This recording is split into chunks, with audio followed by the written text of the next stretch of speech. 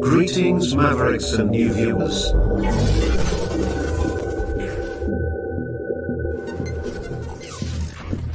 Tonight, direct and live from the Maverick News Network World Studios.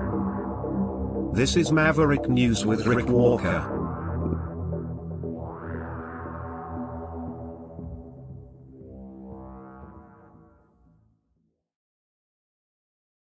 Good evening, everyone. I'm Rick Walker. Welcome back to the Maverick News Channel. Hello, Maverick family. I hope everyone was able to find us tonight. We had some weird technical problems just before we came on tonight. The entire setup for all the live streams went down. It just disappeared out of the system, almost as if someone had hacked in and deleted everything. In the strangest, the strangest, weirdest thing since the last strange, weird thing that happened around here. Anyway, I'm sure it's nothing, but I fixed it, and we're up and running. So welcome back, everyone.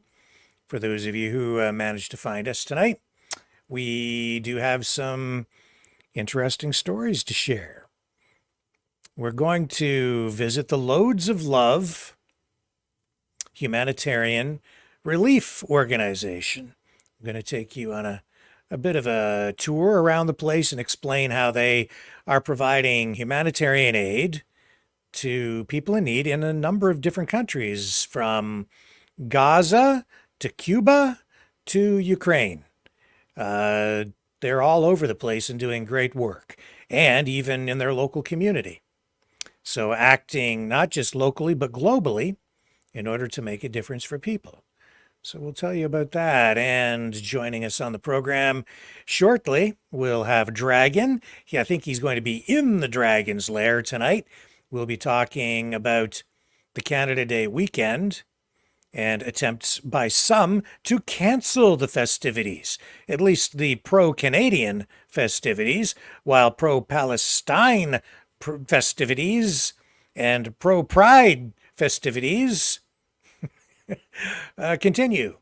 We might even talk to somebody about what's going on with the Pride Festival and the Pride March that's been happening down in Toronto.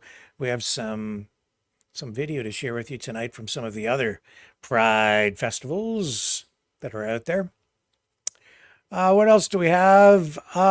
Joseph is going to join us later in the broadcast to give us a bit of a U.S. perspective on what's going on with Joe Biden, because it looks like he's still under pressure, not surprisingly, to step aside and make room for someone younger to run instead of him as we get into the hot season, the hottest months of the U.S. presidential race. So stay tuned. We have all that and more coming up right here on the Maverick News Channel. You know, someone very profoundly once said many years ago that if fascism ever comes to America, it'll come in the name of liberalism.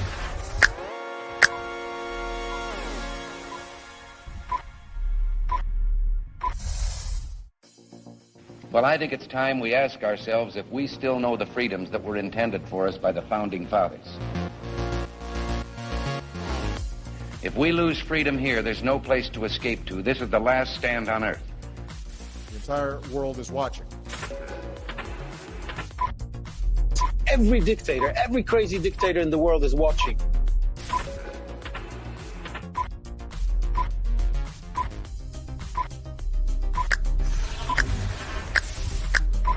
The world is watching.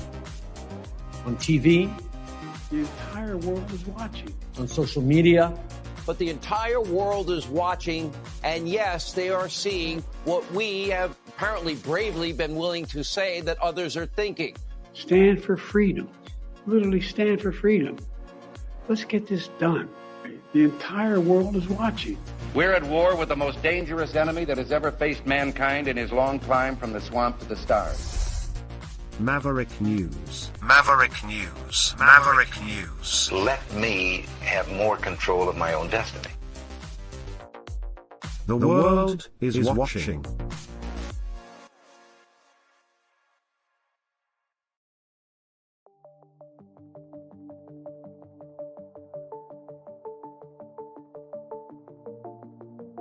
Greetings, brave Mavericks.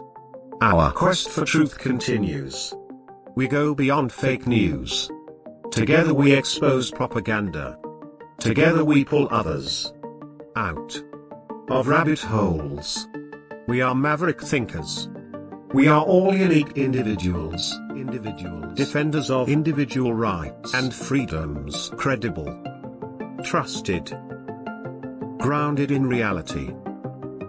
Maverick News. Maverick News. Defending free speech. Free speech. Donate at freedomreporters.com. Do it now. Tomorrow may be too late. Maverick News. The world is watching.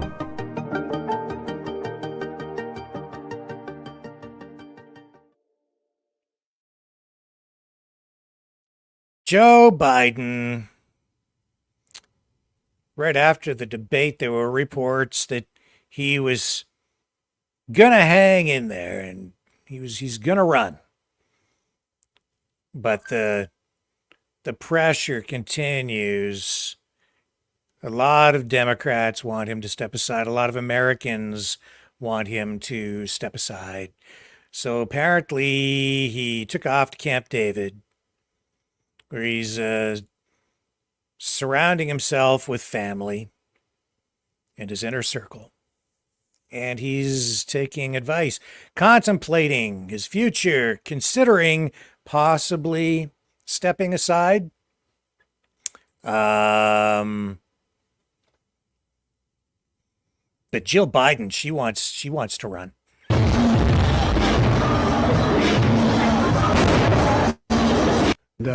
He's a grown man. He is the smartest man I know. I mean, in pure intellectual capacity. That's him referring to his son, Hunter Biden, who he says is the smartest man he knows. And I guess Hunter is advising Joe to continue with his campaign. And he thinks Hunter is the smartest man he knows. I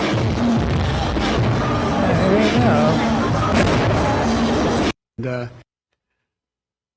Anyway, as you know, that debate was a disaster. That had to be the worst presidential debate performance in American history. Hands down. And it's costing him big time. So an increasing number of voters don't think Biden should run after that debate, according to new polls. And we're going to talk about this in more detail with Joseph when he comes on a little later in the broadcast. But a brand new poll out today, conducted by CBS, asking people if they think Biden has the mental and cognitive health to serve as president before the debate and after the debate. 35% before the debate. Now 27% say he's got the mental faculties to do the job. Before the debate, 65% said no. Let me just bring this up. Make sure I get these numbers right for you. Now 72% of those polled say that Biden doesn't have the mental and cognitive health to serve as president. This poll is supposed to be accurate, plus or minus within 4%. As for Trump, does Trump or Biden have the mental or cognitive health to serve as president? Does 50% think Trump does? Only half. 27% Biden does not. 72% against Biden. 49% think that Trump does not. That would only leave 1% undecided about Trump. Should Biden be running for president? Before the debate, 37% said yes, Biden should be running. Now only 28%. So he lost 9 points. And should not be running 63% before the debate. Now 72% of Americans polled say Joe Biden should not run for president.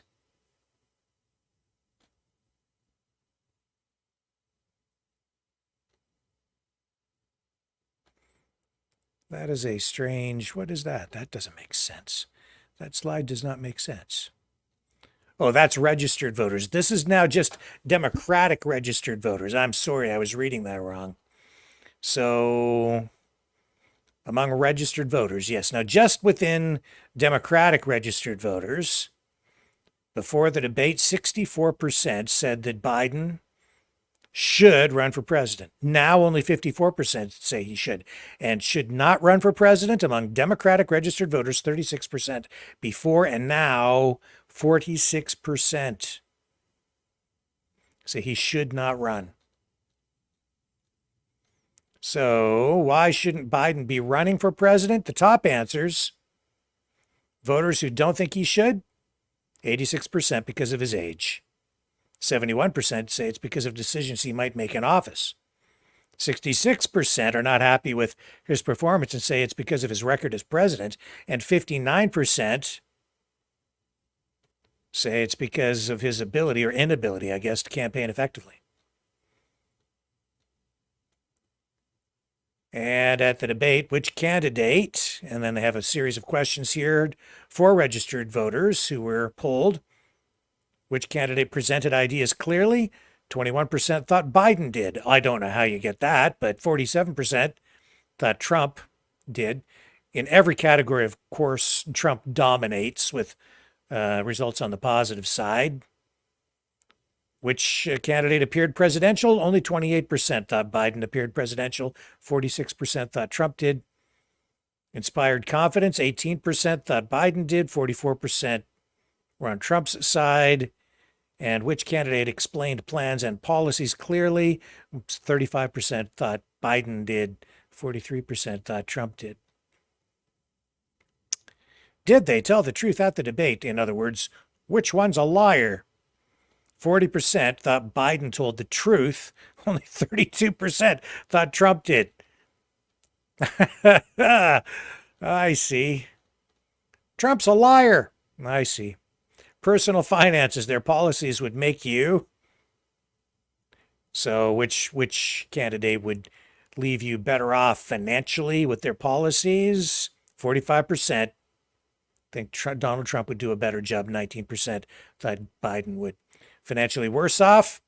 50% thought Biden would leave everyone worse off. Only 35% think Trump would. And what about stay about the same? 31% Biden, 20% Trump. Democracy and rule of law will be safe or not safe? Well, if Biden wins, 48%, according to this poll, 48% think that Biden would keep democracy safe. 47% think Trump would. Not safe, put democracy at risk. 52% Biden, 53% Trump. Pretty split right down the line. I'd say that's straight down party lines. Should Biden be the nominee?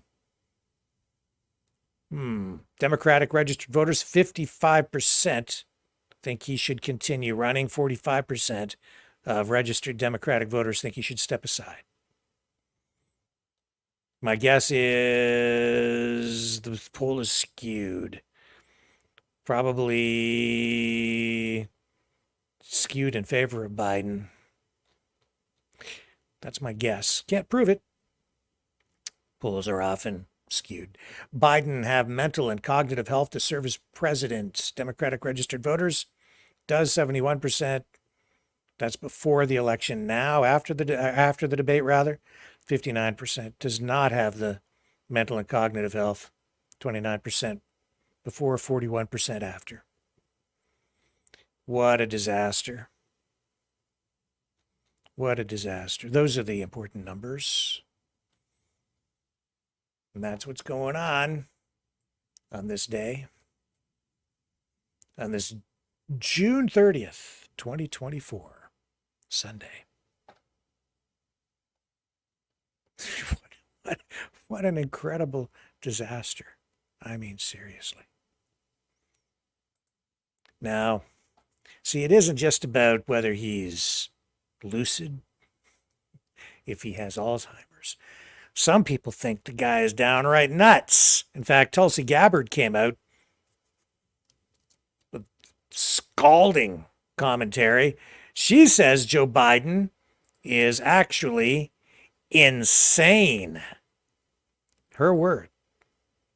Why? Well, because he thinks the only real existential threat,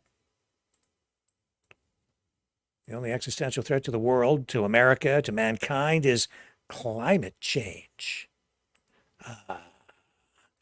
I'm kind of on Tulsi's side on this one. She says that he is insane. Listen to this. In the wake of yesterday's debate between President Biden and President Trump, a lot of people are saying, oh my gosh, President Biden comes across as so old. What about his performance? It's not the most important thing that we should be paying attention to. The problem isn't that he's just old. The problem is he's insane. Only a madman would not consider a nuclear holocaust, a nuclear war, as an existential threat. He said, quote, the only existential threat to humanity is climate change, end of quote. The only existential threat to humanity is climate change. Only an insane person would say this. And this exact insane person has the power to launch a nuclear weapon. Or many. How could we even consider that it would be safe to reelect this man? Now, remember, again, he's the guy with the nuclear codes, and yet he doesn't consider nuclear war to be an existential threat. I don't know what he thinks it'll be. Is it just going to be a walk in the park? We're talking about the skin burning off of our children, the decimation of all living things. What to speak of the nuclear winter that would follow? This doesn't seem to be a concern to President Biden, which makes me ask, what world is this man living in? He is responsible for the fact that today we are now closer to nuclear war than ever before. And he is responsible for deciding whether or not we will engage in nuclear war. And yet he doesn't consider it an existential threat. It doesn't bring me any joy to say this. I've known the Bidens. I've known President Biden. I was friend with his son, Beau. We served in the National Guard. I endorsed him because I thought he had a good heart. So I'm not saying this because of partisanship or hatred or anything else. I'm saying this because I love the American people and this world that we live in. I cherish peace and freedom. This world is not ours to destroy. Even if President Biden and the Democrats think that they have the right to decimate us, our families, our homes, our communities, they don't have the right to destroy all living creatures on this planet. This man does not belong in the White House holding this position of power because he's a threat to the two very most important things, life and liberty. To vote for Biden is to vote for nuclear war and tyranny, the destruction of our democracy. That is a fact. Pretty strong words from Tulsi Gabbard. Don't go away. I'll be right back. We are Mavericks. We say no to the Trudeau and Biden New World Order. And to bugs. Because bugs are creepy and gross. And people should not eat bugs. Maverick News. The world is watching. Hey, no! To bugs!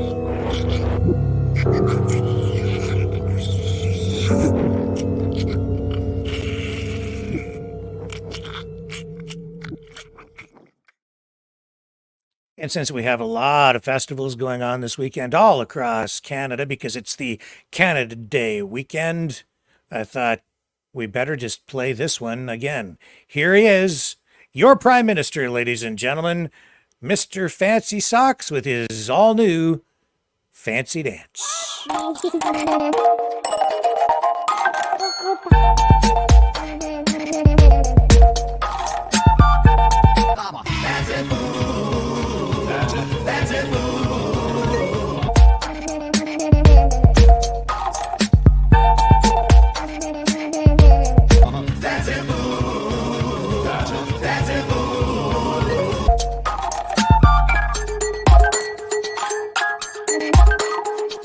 beat goes on and I'm so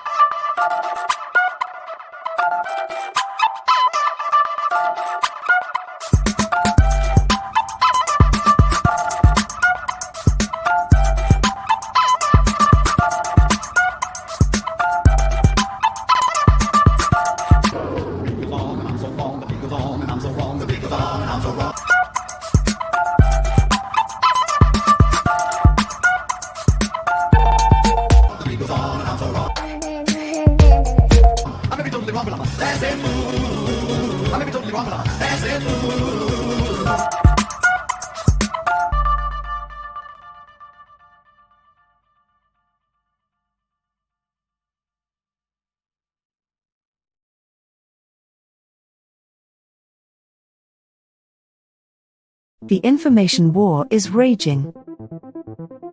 Truth without integrity is worth nothing. Maverick News. Because those who have power and those who seek it must be held accountable. The world is watching. Join our family of truth seekers. Donate today and add your voice to the chorus of Maverick Knights. Donate at maverickdonations.com. Truth. Integrity. It's the Maverick way.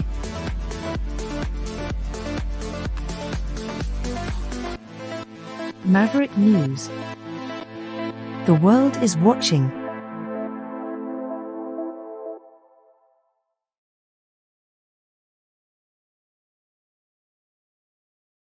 What a weird world we're living in right now.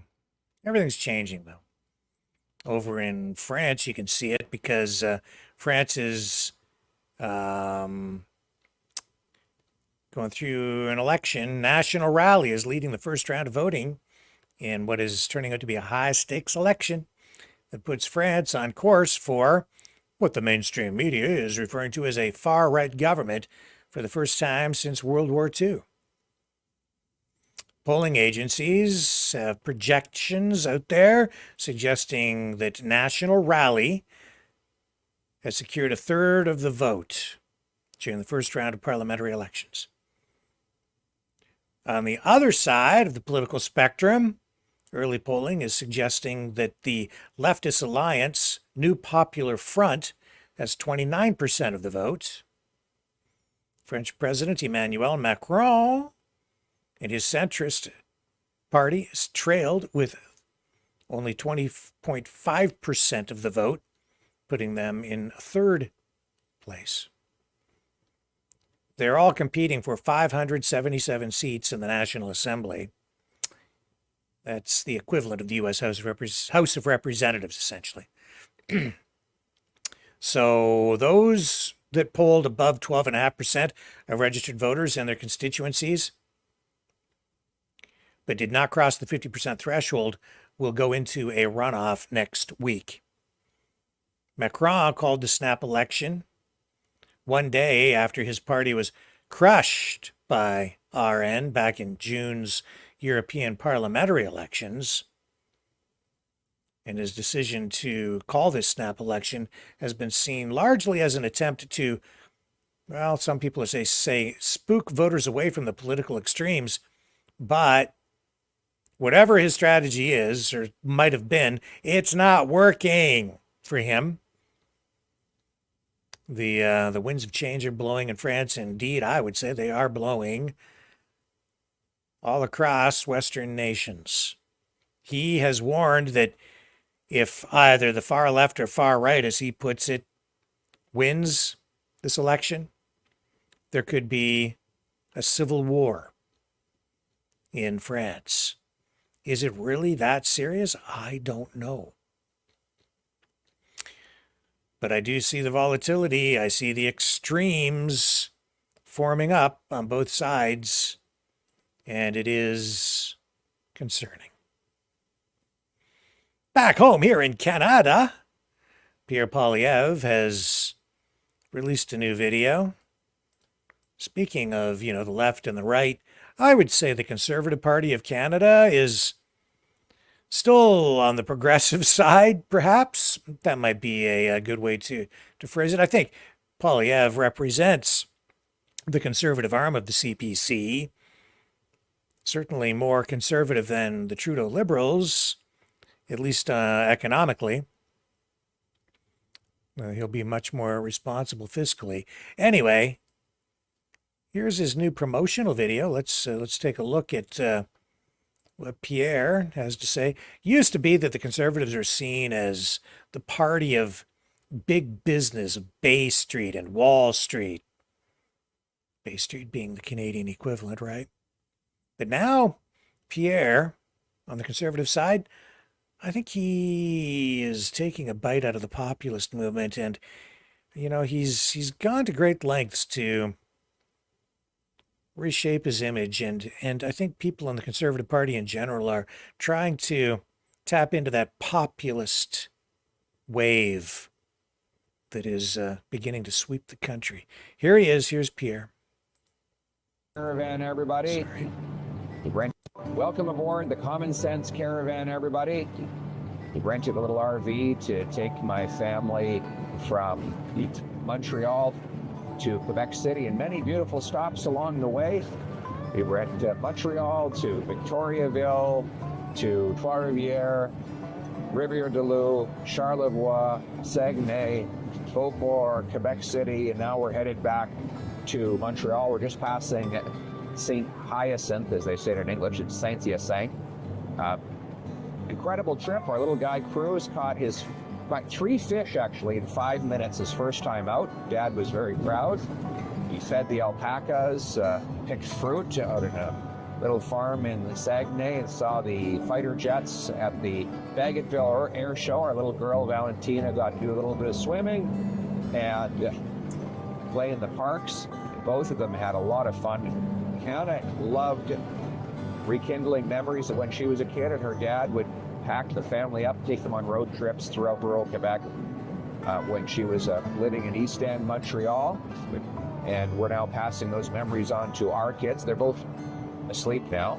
Is heavenly peace for us. But for me, it was also valuable to get out and hear what people have to say on the ground. Real folks in rural communities in Quebec. And here's the good news. I don't know if you haven't spent a lot of time in Quebec, you might believe some of the misconceptions that are out there. The reality is, what I heard from Quebecers is the same thing I hear everywhere in the country. When I talked to the men and women in uniform at the Bagotville Air Show, they had the same concerns as you might hear in Comox or in Wainwright, that they want to rebuild the forces, defend our country again, have a strong military with a warrior culture, not a woke culture. I talked to the farmer at the rodeo in Charlevoix. Yes, there are rodeos in Quebec, good ones too. I could have been talking to a farmer from Brooks, Alberta, to say exactly the same thing. The costs are too high, the red tape is too heavy, and the government isn't backing our farmers. He wants to bring home production to his community, produce more food for the people. When I talked to the guys on the shop floor in the factories and businesses I visited in Victoriaville and Trois-Rivières, I could have been in rural Ontario or in Newfoundland. The guys want to keep their hunting rifles and they want to continue to do their sport shooting lawfully. They enjoy their firearms, and they should have that right. People in the countryside say they need their trucks. Look, here we go, another truck passing me. Lots of Quebecers love their trucks. They don't believe the insanity of Trudeau and Guilbeault, who want to ban gas and diesel-powered vehicles. They know that's not realistic here in the countryside, wintertime. They don't think that bike lanes are going to get them around their village or their small town. When I was talking to the loggers in Saguenay, whose industry Stephen Guilbeault wants to shut down because he says it's the only way to save 5,000 caribou, I felt like I was talking to Albertans who were worried that Trudeau wants to kill their oil and gas sector. Same concern. Crazy, radical environmental agenda posed by Ottawa against the will of the provinces and the people, killing jobs for some insane ideological fantasy. They want to protect their industries. So in essence, they share the same common sense values in Quebec as the rest of the country. They want low taxes that reward hard work, free enterprise to make things, harvest industry, bring home production and paychecks to our country. They want to protect their hunting rifles, buy local food from these incredible, prodigious farm fields, support our military, unleash the potential of the country, just like people everywhere across them. This is great news because, contrary to what some would have you believe, we have a common set of values in this country. Common sense, common people, common values right across the country. And I hope that you'll get a chance to take your family on the road, hopefully even to Quebec, or wherever you're going, get a chance to get to know your fellow Canadians and appreciate how much we share in common, how united we truly are, how grateful we are for our history, our common history, and how optimistic we are for our common future together. Thanks very much for joining us in the Common Sense Caravan. I hope that you and your family have a great summer vacation, and I look forward to crossing paths, shaking hands, and celebrating all we have. Let's bring it home.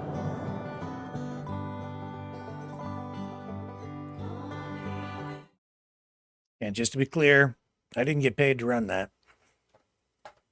No, I did not. I've run promos for the other guys too. I run it because I think it's worth looking at how they're positioning themselves and portraying themselves, creating, their image, shaping it for the public. Okay, hang on. We're going to come back. Going to run a quick promo, and then Dragon will join us on the other side of this.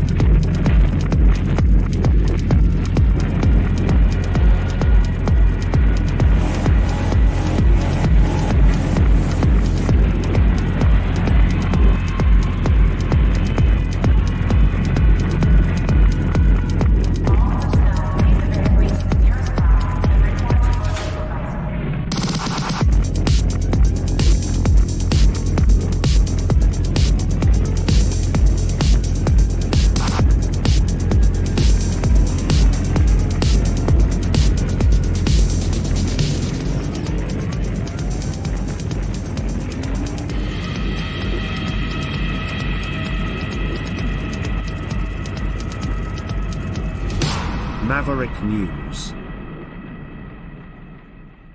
The world is watching.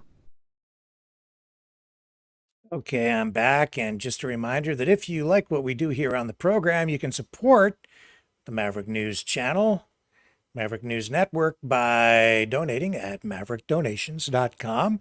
That takes you to the Give, Send, Go. You can also support us over at freedomreporters.com. if you donate $30 or more, I will send you a Maverick News t-shirt if you want one. Just let me know what your mailing address is and what size you would like, and you can have it in any color you want as long as it's black. And I'd be happy to send that along. $60 donations or more, and I will send you an embroidered Maverick News shirt, kind of like this one, but with the Maverick News logo on it. I don't know if I have one here. I don't. And along with a complimentary bonus 1/64th scale die-cast collectible Hot Wheels Batmobile. If you don't have any money because you're poor like me, you can still support the channel by liking, sharing, subscribing. Hit the notification bell when you subscribe over on YouTube so that you receive notifications every time we post a new video. And make sure that you consider subscribing, liking, sharing, subscribing, blah, blah, blah, over on Rumble. Rumble is where it's at. That's where we are growing. That's where we need people to go. And one last thing, I'm going to bring Dragon in. Okay, here we go. All right, Dragon, this is your last warning. You're going to do it. I'm going to do it. Here he is. He's on.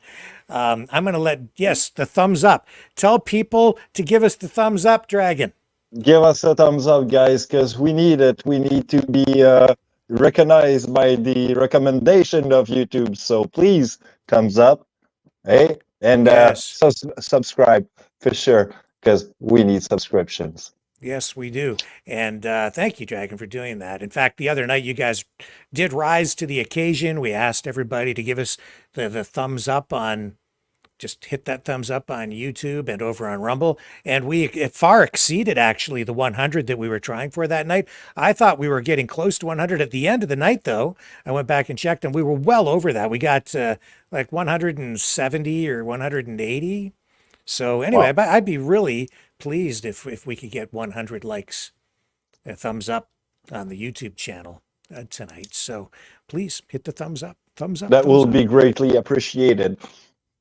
Yes, it drives the people at Google crazy because it forces them to push us up in the search engine rankings, even though they're trying to suppress us, as they are with, I think, most independent news outlets like this one. Well, welcome back, Sir Dragon. Thank you, sir. You are in the Dragon Lair tonight, not out on the street. Well, I decided to go a little bit on the Dragon Lair because, you know, this is where the good magic goes. So, yeah, not always on the street, eh? Yeah, you got a little bit of crackling or something on your mic. I'm just going to adjust your settings here a little bit and see if we can fix that. Maybe that'll help. Do I sound better? Do I sound better? I think you're okay. Let's just try this. I took the echo cancellation off. It was crackling. So anyway, we'll see what happens. So we're going to talk about a couple of things here tonight because, of course, you are in Montreal. It is Canada Day weekend. And, you know, first of all, I've been saying for a long time that Canadians are under attack. And part of that, I think, is stripping people of, well, Pierre Poilievre was referring to it in that video, stripping Canadians of their culture, of their history, of anything that might give them reason to be proud of their country. And so this weekend, tell us what's happening with the main Canada Day parade. Well, most of the festivities of the Canada Day will be canceled this year because lack of mostly funding and also few red tapes.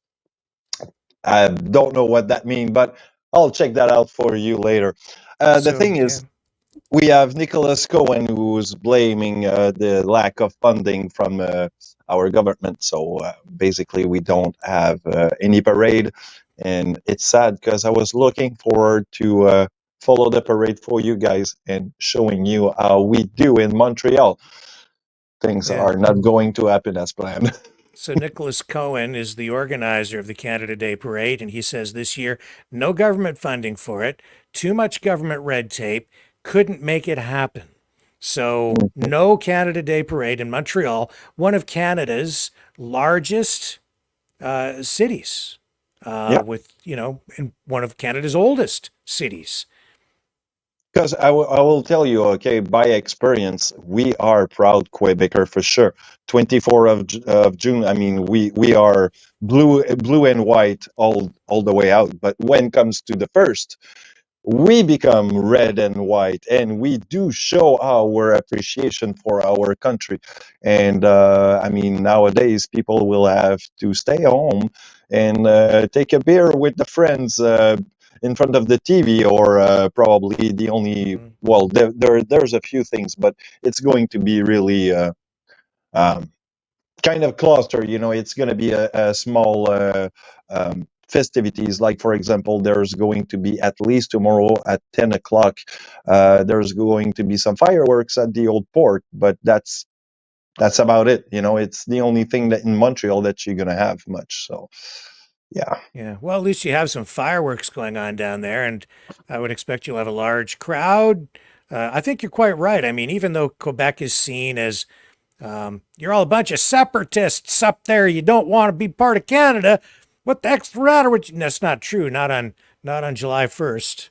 No, most of the time when I walk around on Montreal street, I see a lot of Canadian flag proudly shown on balconies or windows and whatever you want it. So, so I mean, we're proud Canadian too, right? We're Right. not only Quebecers.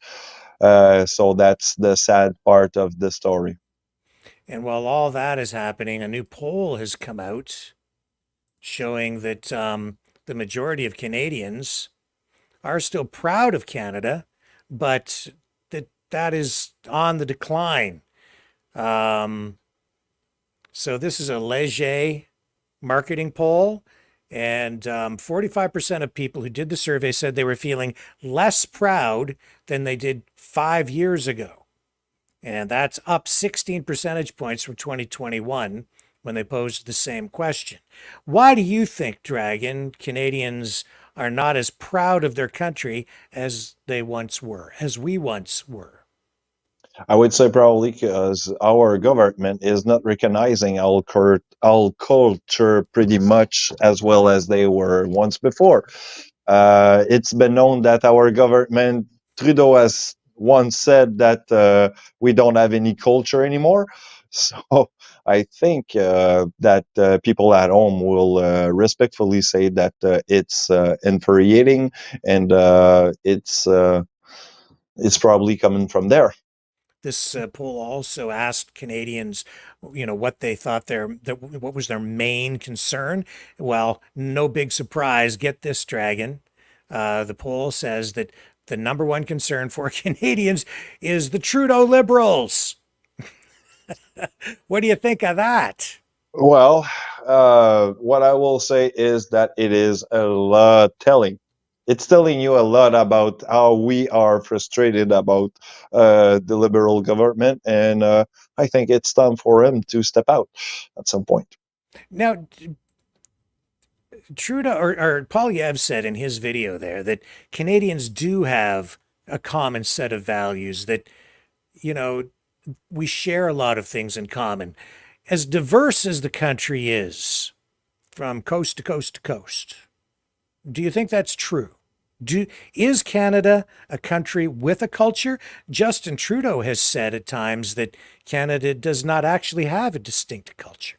Oh, we do have a distinctive pretty much culture. I mean, look, Canadian are one of the only culture that has brought a world to their knees when the convoy came to Ottawa. And not only that, we have been for a long time, I will say, trailblazer in certain culture or certain festivities or whatever. What I mean, for example, we were the first one, kind of, giving some dues to the pride, the gay pride nations in Montreal, right? So, I mean, there's a lot of people or countries, cities, important city that has kind of, stood for their own and started to do the same because of us. We are trailblazer in a way. So yeah, we have a beautiful culture, and I think that it was pretty much bad for our government to say that we don't have any culture at all. Yeah, I certainly see that as you move from different areas across Canada, you get very different kinds of communities, right? You go to Quebec City, and that's like stepping back in time, and it's such a beautiful city, right? But then you go to Toronto, and it's an entirely different experience. So I get that there is, you go to Vancouver, and you get a lot of other kind of diversity out there, right? It's a totally different kind of a place again. But then you look up into the mountains and you see all the trees. There's so many trees you can't count them. It's like crazy. Northern Ontario, the fishing, the French communities, even in Northern Ontario. And they're even a little bit different than what you would find over in Quebec. So everywhere you go, everything is, a little bit different, but there is something, and I can't always, maybe put my thumb on it or figure out exactly what it is, but there's something that binds us all together. Do you have any idea what it is that brings Canadians together? What is it? What's the common thread that binds us? I think it's our politic in a way. We have a different politics if you compare to other places in the world. We do have actually a beautiful politics, but the thing is that the people of Canada in general are so people like we are loving people. We like to have a talk with people, have some conversation, learn about other people. And I think this is where we will probably disagree on few things, but at the end of the day, we all are on the same side. So, and Yeah. that's one thing. I will always say this on moment like this one.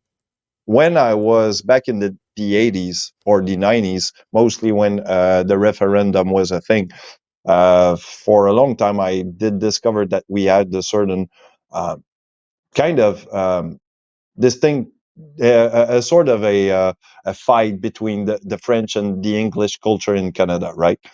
But since the Freedom Convoy, what happened is that all that went to the garbage. Everyone was loving each other. Everyone had no difference between your either your culture, your ideology in politics, or whatever. So basically, whether you were French or English, you were part of the family. And this is where I started to see that Canadian are more joined. They are more a family that we used to be a long time before. So I think that our government tried to divide us in a way. They just brought us more together than ever. Yeah, I did see that too during the convoy. There was, even though some people and some political groups were trying to portray it as something that was divisive, I think the convoy, the real convoy, itself was quite the opposite of that. I think that it did bring people together. All Canadians that went to that thing had a common cause, which was to oppose tyranny, to oppose government overreach, to restore freedom. Now, I think that the people are being a little bit misled at the moment, and people are somewhat confused because there's international politics coming to bear on the political environment in Canada, and as a result, you're getting these extreme political forces in play here in Canada, just as we're seeing across other Western nations, including France, this very evening where they're going through this election. But I think at the end of the day, people will come back to the realization, and this is just my opinion, and this is what I'm hoping for, come back to the realization that it is individual rights and freedoms that will be the way forward. Because if we judge people, if we by their individual actions and judge people based on who they are as an individual and what they do as an individual, and not put people into little groups through identity politics, which ultimately is supposed to be a celebration of diversity or an exercise in diversity, but it really kind of pits groups of people against each other to fight. People who recognize individual rights and freedoms, that's a common thing. It might seem like it's selfish, but it isn't, because now everybody is protecting everybody else's right to individual rights. Totally right. That's really what formed the foundation for freedom in Western society.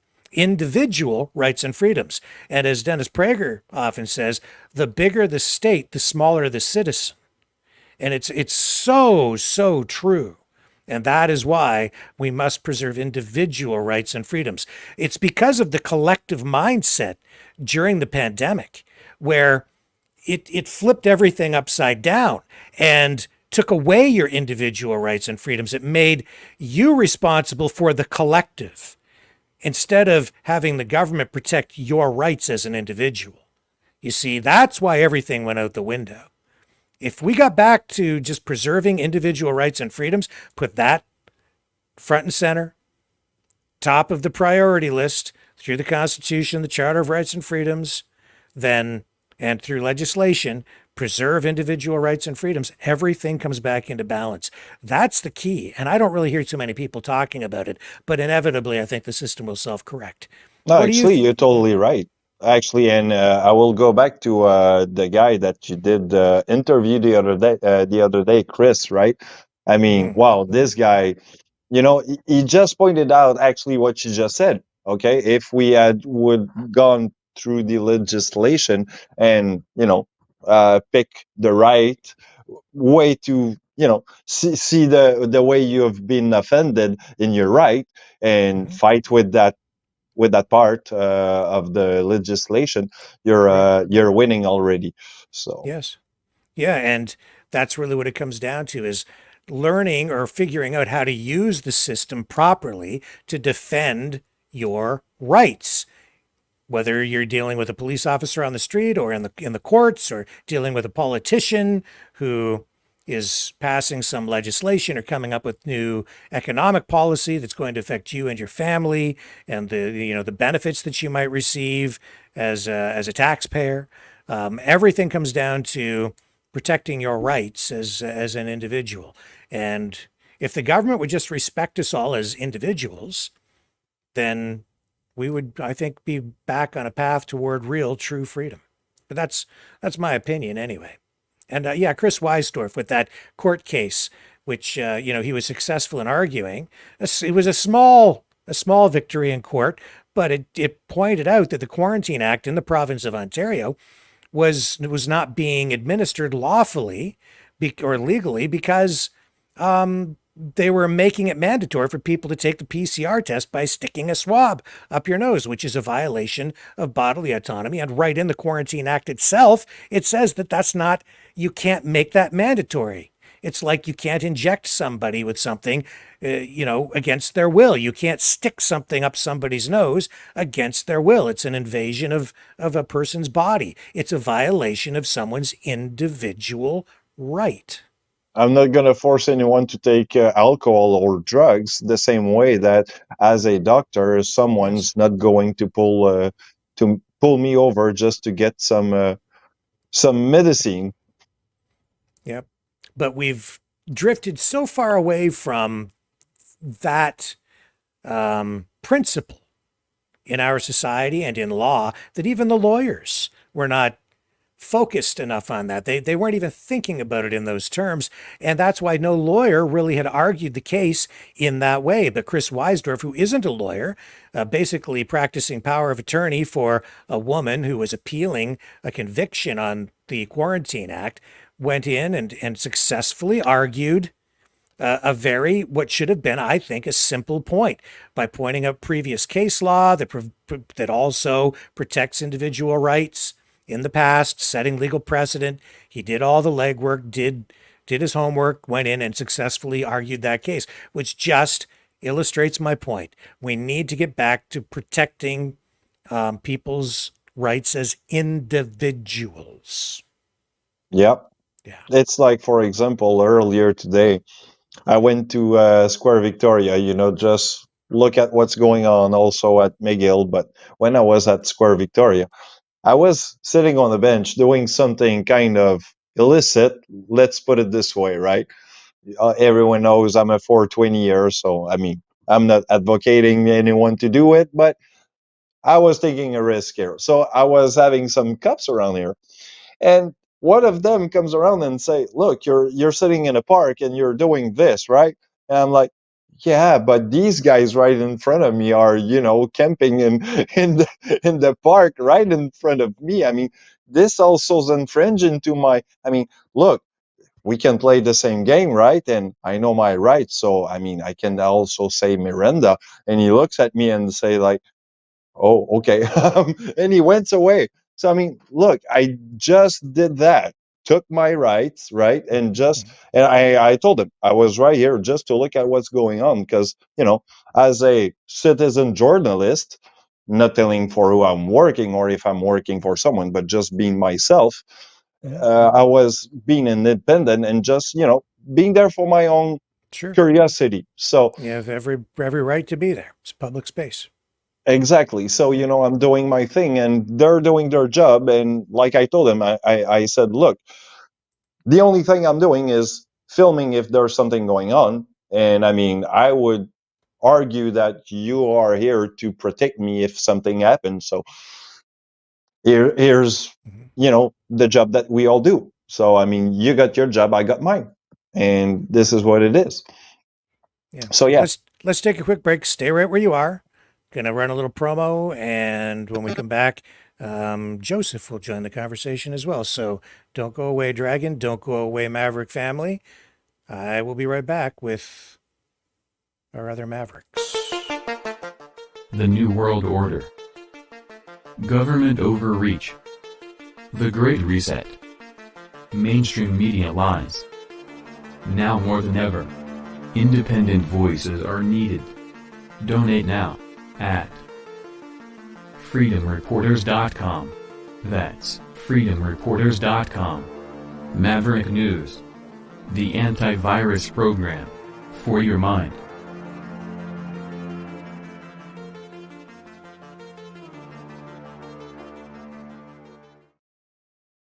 Okay, let's bring Joseph in all the way from Detroit. Hey! The Motor City. Detroit should be part of Canada.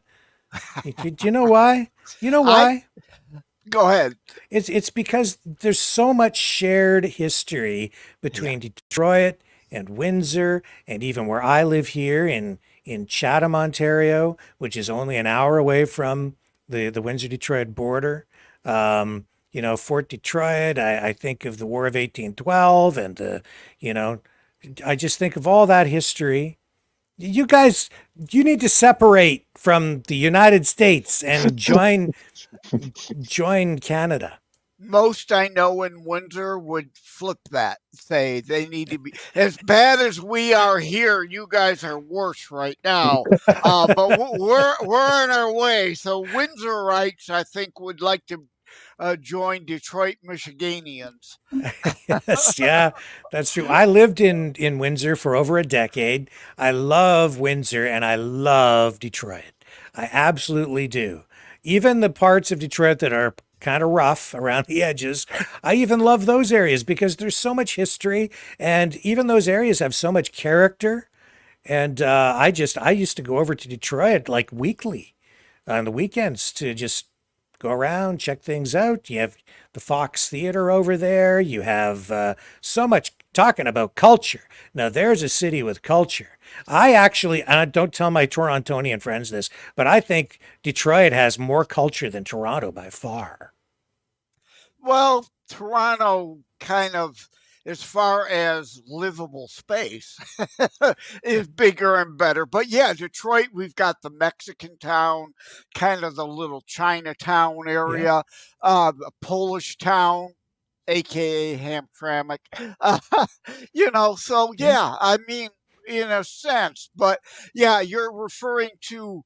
But it's not the diversity and the multiculturalism. I'm talking about just the city, the architecture, you've got Motown over there, man. You've got, so much music history. You have, you just go into the downtown area, you look around and you can feel it, And thankfully, downtown Detroit is kind of expanding out because that's the only place they've ever spent any money.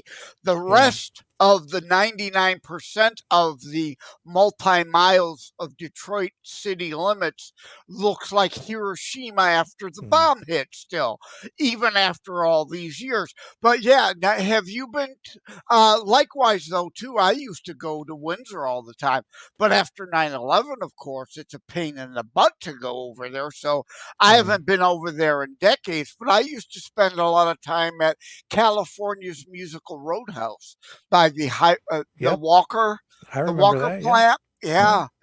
But have you been to oh God, what's it called with the funky houses? The German name. Oh, The funky houses.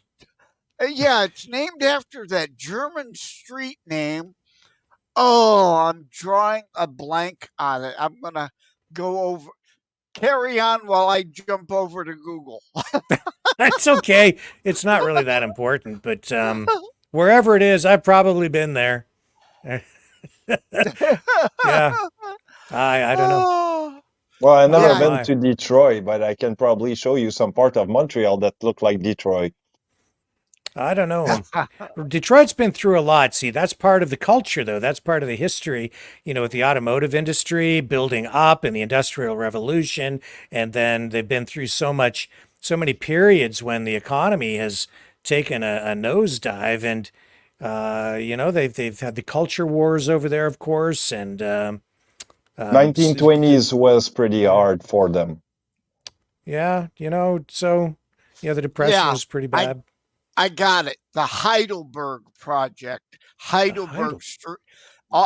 If you go up Gratiot North on the right side, Heidelberg Street, there's an artist who has taken over a bunch of half of it was burnt down. Of course, you can't have nice stuff these days. Some asshole burnt down a few of the buildings, but he took over a bunch of the abandoned houses and kind of one has got polka dots all over it. One has got teddy bears stapled all over it. It's kind of weird, but it's kind of neat at the same time. And the artist has a house there. He goes to every once in a while and does more Heidelberg Project stuff. I haven't been there. You should. That's worth going. And then, of course, Henry Ford, Greenfield Village. Oh yeah.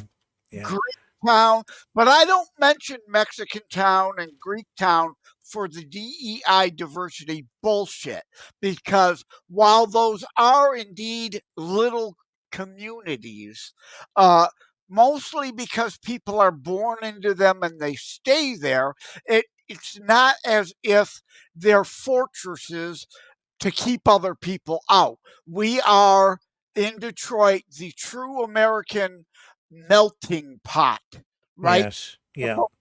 True diversity. Leftists do not believe in real diversity. They only believe in the DEI woke shit version of diversity. Yeah, so this is what you're talking about, right? The Heidelberg Project, transforming a Detroit street into outdoor art gallery. I have seen this on the news. I have not been there. It's pretty, it's not a day, it's a couple hour thing to wander around and that's it. But it's kind of neat to see it once because, this has been done in Europe a few times. So somebody said, hey, I'm going to do that with Detroit. Heidelberg Street, there's all these vacant houses. I could do this. And he did. Yeah, speaking of Motown, there's a house that's decorated with old vinyl records. I think that's one of them that was burnt down, though. I don't think perfect. You'll be able Isn't that wonderful? I know. Isn't that bastards?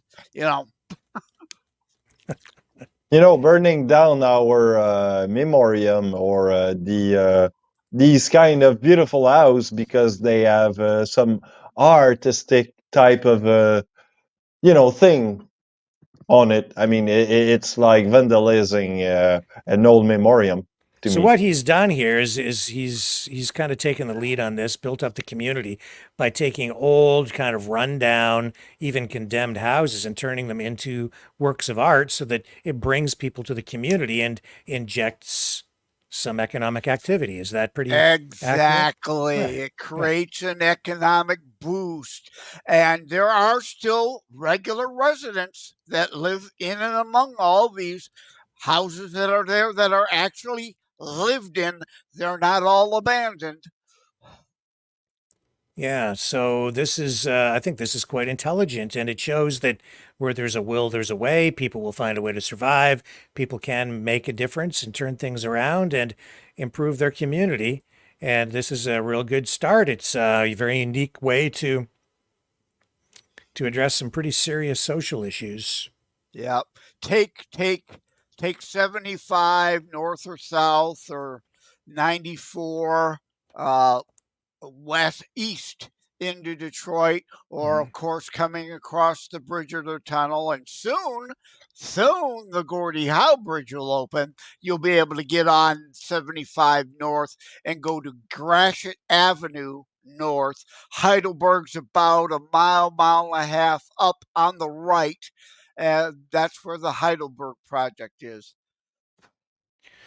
Well, give me a quick comment on this right wing or conservative political wave that seems to be sweeping through France tonight. Do you think that what's your assessment of that, Joseph? Long overdue.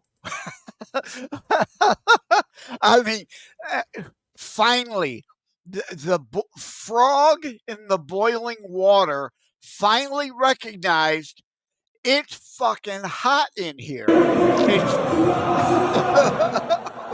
And it's time to jump out of the pot. Do you think this is this a sign of things to come in other countries? Are we going to see similar conservative waves in other Western countries? I sure hope so, anyway. And I don't say necessarily entirely conservative either, even populist, although I'm not a fan of that word because Bernie Sanders is also called a populist, but he's kind of a leftist populist, whereas Trump is kind of a center-right populist. I don't call Trump right. Yeah. I don't call him conservative. He's not on a lot of things. But yeah, he's kind of a center-right populist. If we can get center-right populism across the western part of the free world, then things would definitely be better. Are we in danger, though, of shifting things maybe too far to the right? Are we in danger of spilling over into fascism? There you go. I'm asking. Fascism is a leftist thing. Well, yeah, I mean, I agree with you. It just depends on how you draw the chart. But this is what I'm getting at. I'm saying we're getting convergence on the extremes here. So you get some people who are supposed to be left, and you get some people who are supposed to be right. And I do see distinctions there, but they're coming together. That's what happens with populism, not conservatism. Yes. Right. Yeah. So are we in danger of that happening? I don't think so, but some will. Obviously, the Biden regime is warning, oh my God, it'll be the end of democracy, which, hey, asshole, we're not a democracy. We are a constitutionally limited constitutional republic. Our House is direct democratic elected. Unfortunately, the 17th Amendment, which needs to be repealed, destroyed the 10th Amendment, states' rights, because now our senators, 2 from each state, that's supposed to be the Senate is the state's body. They are supposed to be appointed by state legislatures, not direct election by the public. That was a 17th Amendment was a destruction of the brilliance of our founders' checks and balances. What about you, Dragon? What do you think? Especially, from a Canadian perspective, are we seeing a shift to a more conservative, right wing, populist political wave? What are your thoughts? What do you see on the streets? You've been out there covering these protests over the last month or so, and you have your finger on the pulse in your part of Quebec. What's going on up there?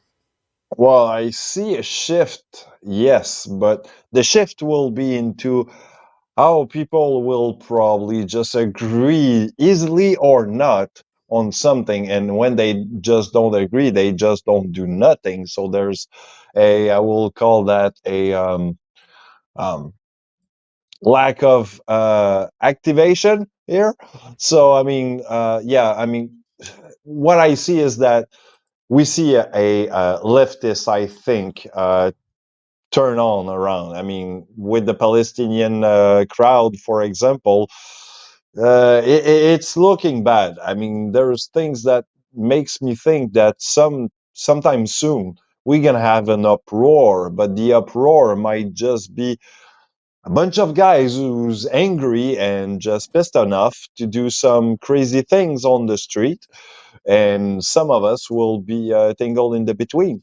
And most of the Canadian or the Quebecers here in Montreal will just probably witness the whole thing because they will go like, "What's going on?" It's like, yeah, I see that coming pretty much from here. So it's kind of crazy. I think people are losing their patience with some of these pro-Palestine protests. I'm not sure where this Some was do. shot, but this lady in this video, you can see what she's doing with her finger as the protesters are walking by. Yeah, this is actually, I think, what is this? I think this is a pride parade where they're supporting Palestine. So I think you have, the LGBTQ plus S community out there saying free Palestine. Meanwhile, of course, the Palestinian Hamas, they don't support gay rights at all. Yeah. So here she is, fed up with them, as you can see. This was in New York. It was in New York? Okay. I think. Because that makes sense. There were no Pride Walk today in Montreal. There were in Toronto.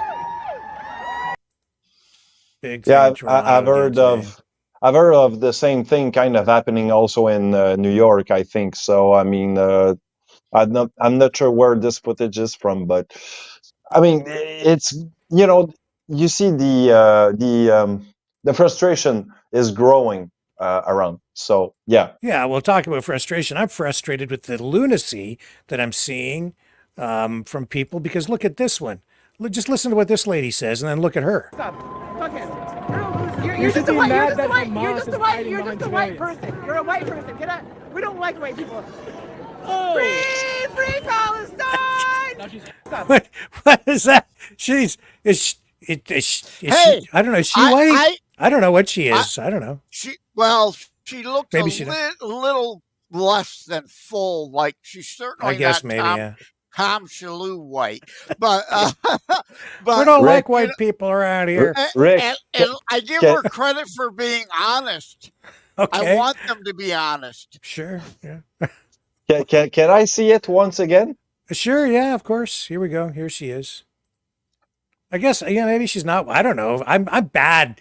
I'm terrible at figuring out what okay, the so ethnicity of people is. So maybe that her brunette hair is a race or a culture on its own. I don't know. You're just a white person. You're a white person. Get out. You're a white. We don't like white. It's like if I would say, guys, I'm Caucasian and you two are Caucasian and I don't want to speak with any Caucasian. You know what I think this is here is the anti-Semitism. They associate Judaism and white. Now, why? I don't know, because I know blacks that are Jewish. I know whites that are Jewish, and every shade in between. So there is no connection. That's like Whoopi Goldberg on The View the one day, what was it, months ago, and she said Hitler was right. Jews are not a race. Now, she got a bunch of heat.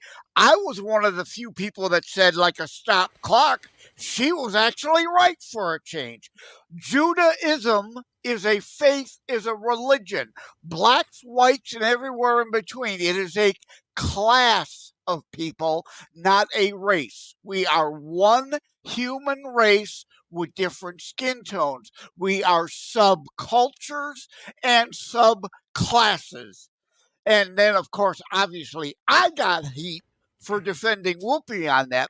So Whoopi was right, but for the very wrong anti-Semitic reasons. Speaking of sub this and sub that, when you're at war, the first thing you do is you dehumanize your enemy. Now, I've noticed that over on InfoWars, they're pushing a new book. I have not read it, don't really know what's in it, but I'm concerned by the title because it's called The Unhumans. I'm worried about that just a little bit. Are you familiar with the book, or do either of you know anything about it? No. First I've heard of it, Rick, is you mentioning it. Yeah. I've noticed that the narrative coming out of InfoWars at times, it seems benign, but it isn't.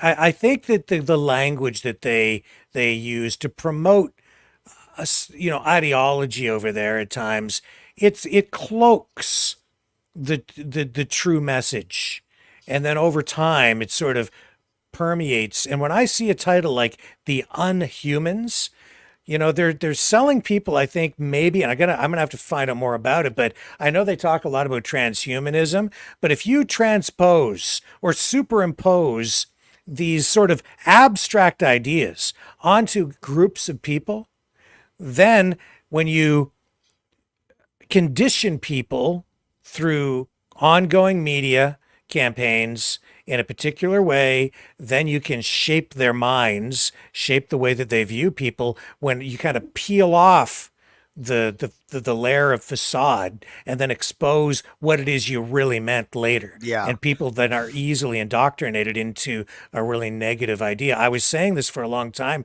when they kept using the word elite. People use the word elite in a lot of different ways in various contexts.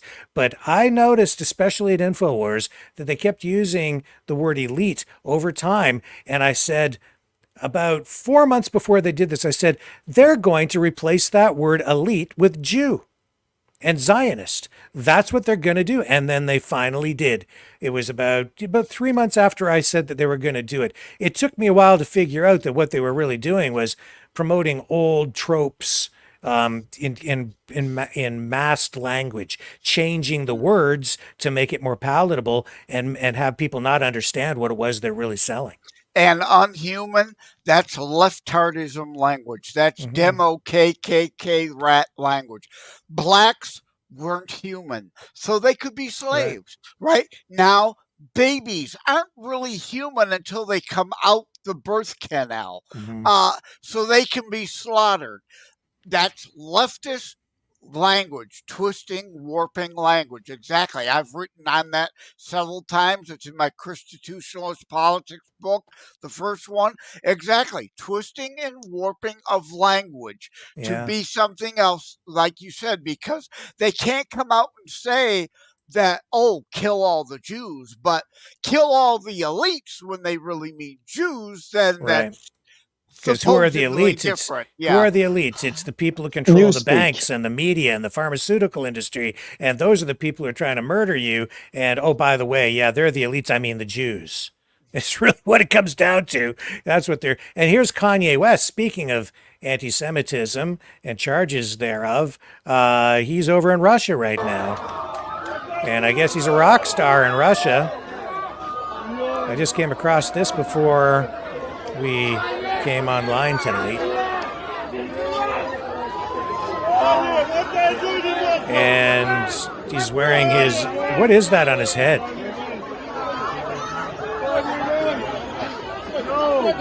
Looks like he's embracing what?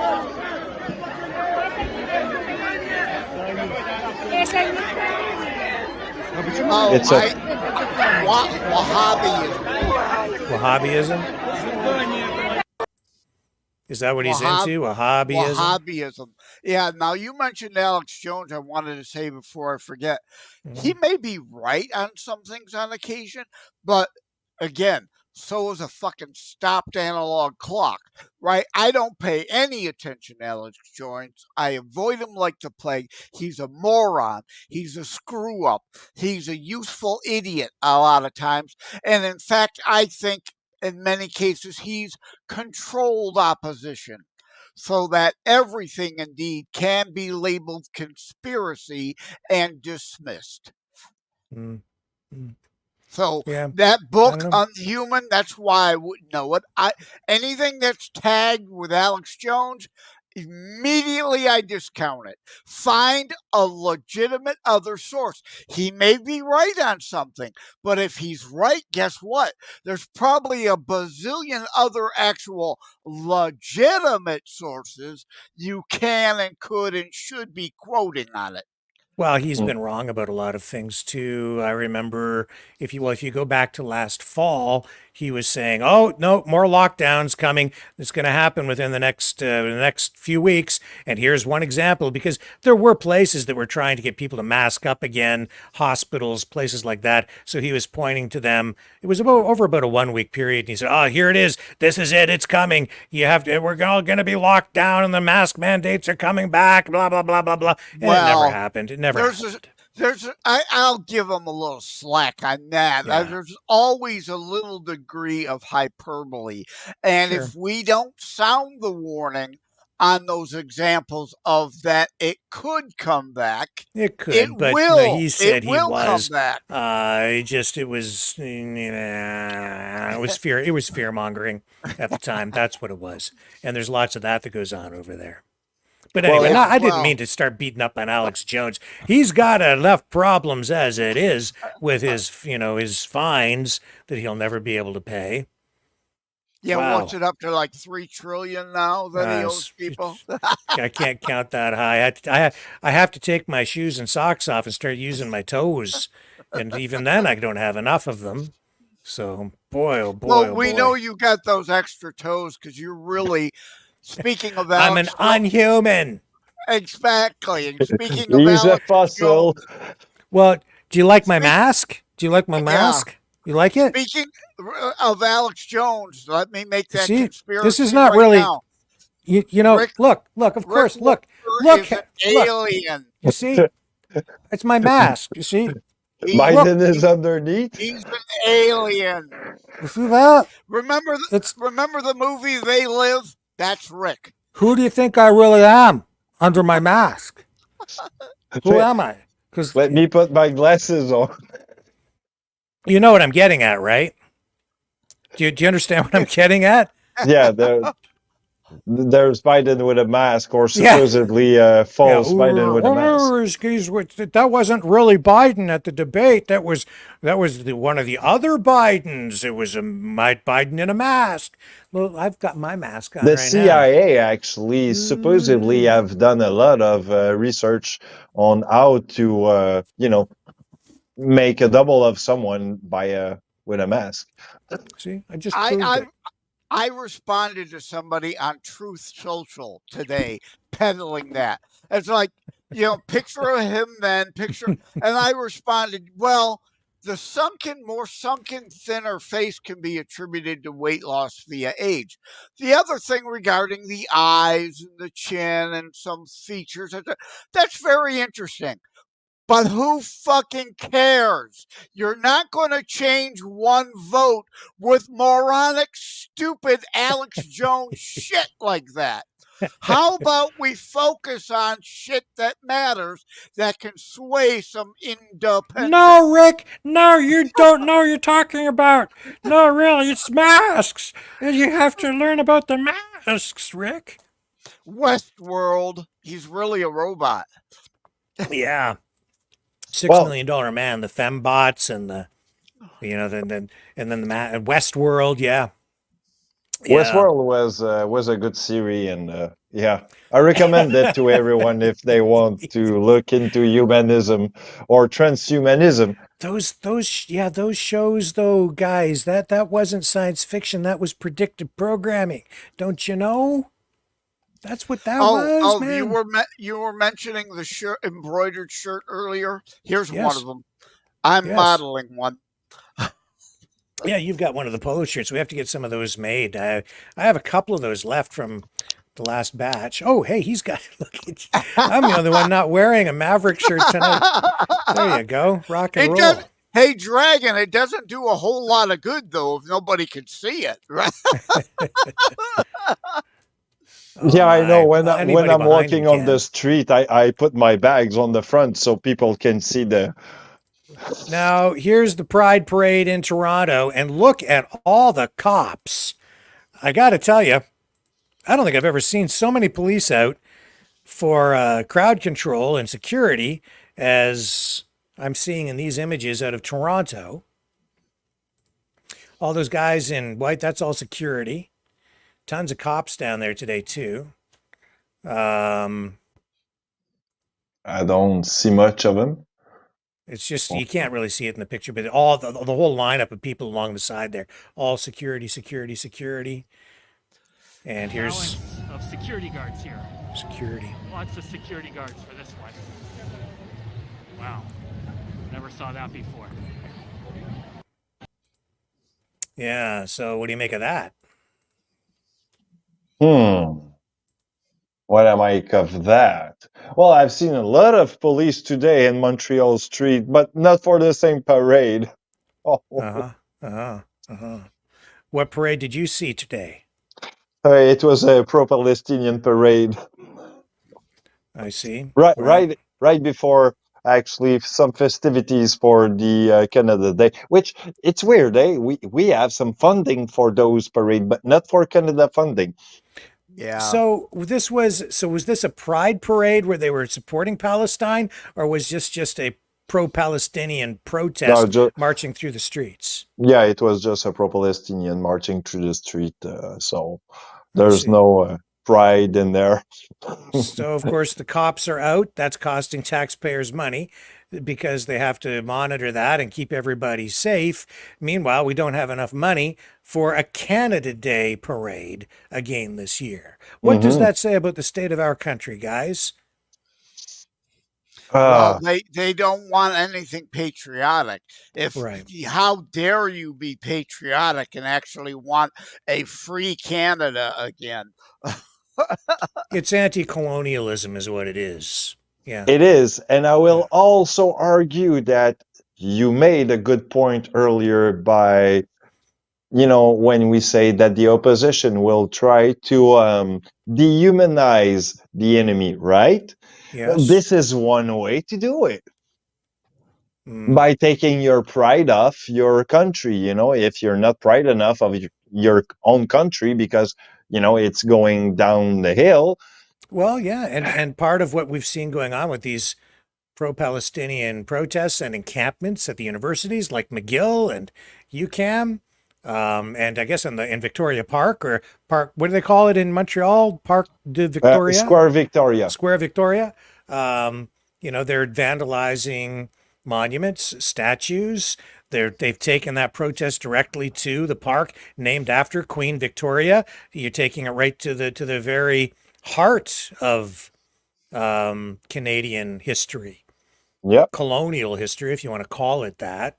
So that's what I'm saying, man. Canada is absolutely under attack. Now, maybe you think that's a great thing. I would say that it's not such a great thing, even if you're a First Nation in this country. That history in Canada, more so even than in the United States, we have treaties that protect the sovereignty of First Nations communities as nations within a nation. And if you tear everything down, those treaties will be null and void because the Canadian government would no longer exist. So I see protecting colonialism in Canada as a path toward actually protecting First Nations rights and sovereignty. Mm-hmm. But I don't think people understand that. No, most of the people like. Oh, we lost you there, Dragon. Oh, he looks like he froze up. Yeah, he did. Uh-oh. Well, that's okay. Well, we can talk about other stuff while we wait for him to come back. Now, I guess we should probably start talking a little bit, Joseph, about the other Joe. Joe Biden. I'm back. So there you are. So we're gonna transition over here now. Hey! Have Joe talk about Joe. What do you think? Now I understand Joe Biden went to Camp David to ponder his political future. He surrounded himself with family, surrounded himself with his closest advisors, his inner circle, to consider what he might do. Will he continue with his campaign, or will he step aside and make way for someone younger to run in his place? What do you think he will do? First pass to Delaware, get a ice cream cone first. Oh, well, yes. I'm in the camp that it would be so hard, given each state technically, constitutionally runs its own election. And there are varying different laws in 3 or 4, potentially 5 states. Now that he's won the nomination, or at least, the only way to replace him would be by his death, and that would mean cackling Kamala. It is so hard to replace someone on a ballot in enough states. They could do it, but it would be hard. So I think I agree with those that say they're stuck with them. But hey, the left doesn't care about laws, the Constitution. They do whatever the fuck they want. So they may still try to replace him and just illegally replace him on ballots. So who knows? But I did see, I don't know who it was today, one in the Biden inner circle finally came out and admitted Joe Biden is only really kind of coherent between noon and 4, and that's only still with the aid of that the chemical cocktail that they feed him. But to be fair, I mean, when you get older and ill, that happens. I'm only 62, but I have health issues. There was a period when I was really, really ill that indeed my hours of being coherent and cogent and really able to think and act and do things were probably between noon and 4.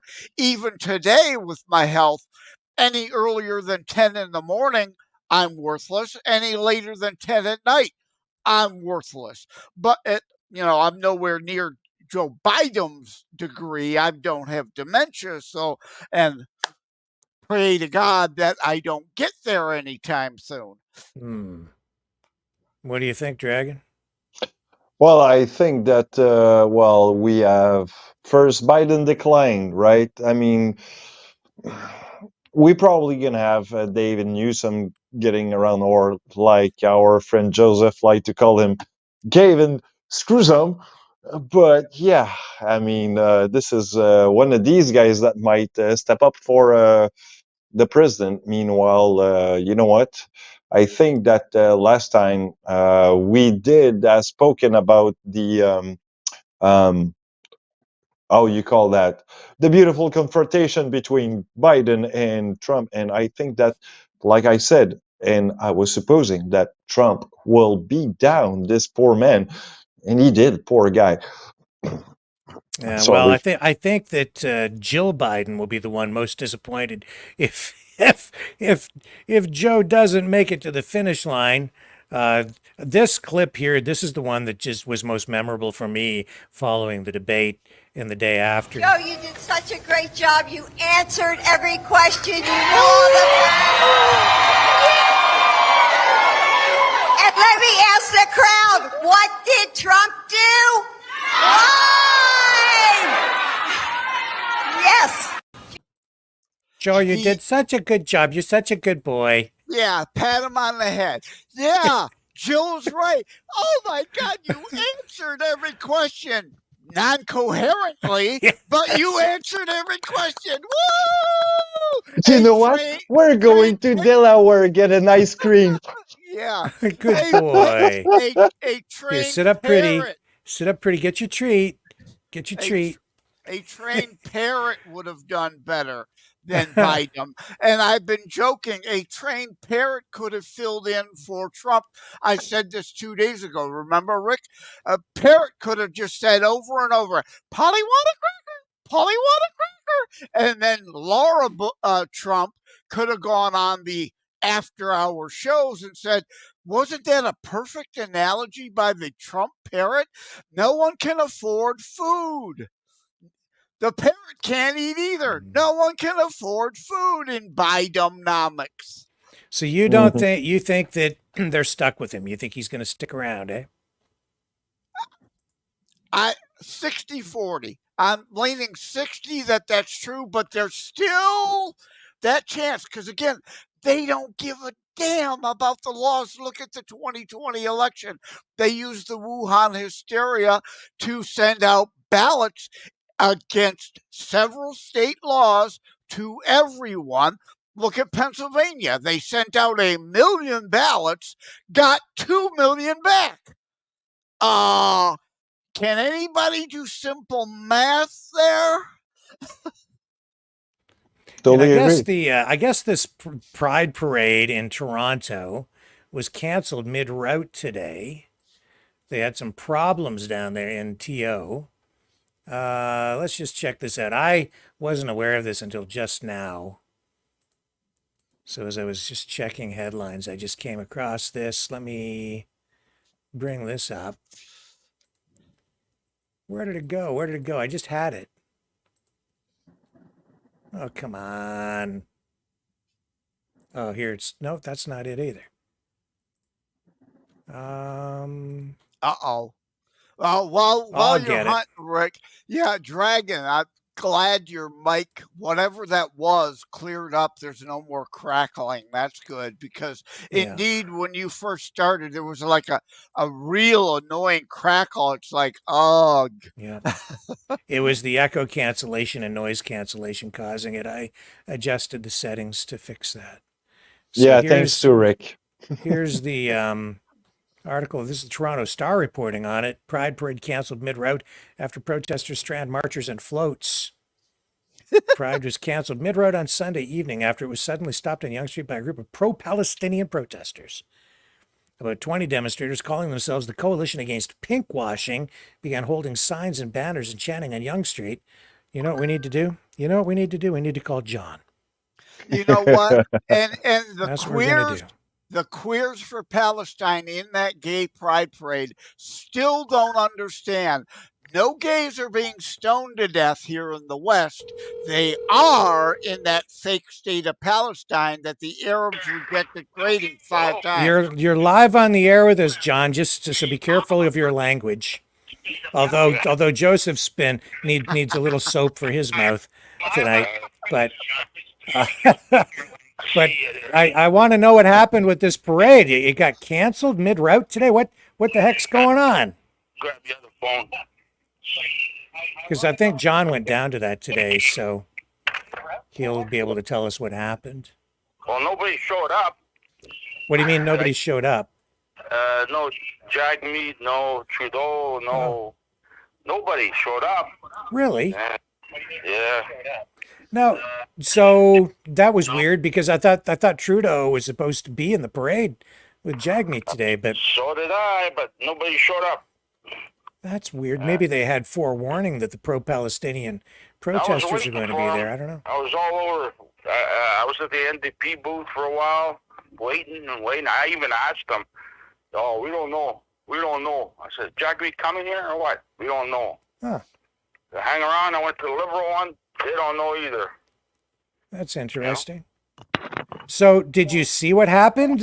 Were you anywhere near the area where the parade was blocked by the protesters? Or probably not. You probably weren't in that section.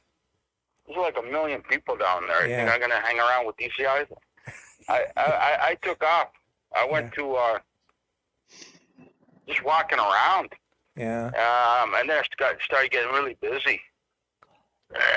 We went into the what the hell was it? Woody's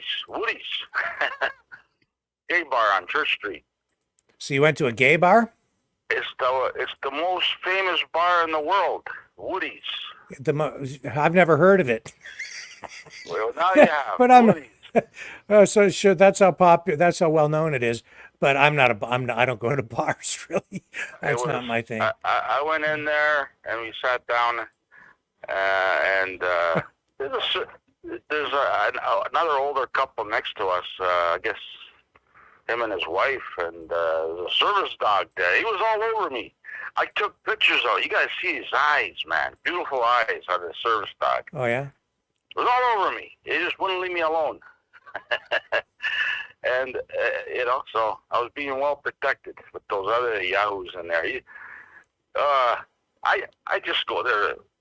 A lot of warped people in Toronto. I don't know. I don't understand it. Yeah, I'm just running footage here from the Pride Parade, I guess today in Toronto, and there's some dude with a great big giant black Frankenstein boots wearing a parade marshal black thing. Maybe I took a picture of that because I know I took some pictures of the. I don't know, man. I was taking pictures of some people with these weird get-ups. Oh, who's that guy? I have to back up. No, I never seen that guy. He's a flake. What's wrong with these guys? I don't know. Well, they would say there's nothing. They'd say there's nothing wrong with me. Look at that girl. Look at that. The guy with his. And viewer discretion is advised. Oh, this is from yesterday, actually. Here's It was fun, but I'm getting bored of this stuff. I've been there so many times, and it used to be better. It's all Chinese now, and what do you mean? It's all immigrants. It used to be little better? Kids. Huh? You say it used to be better? It was, yeah. Oh my God! Sorry, just be careful, folks.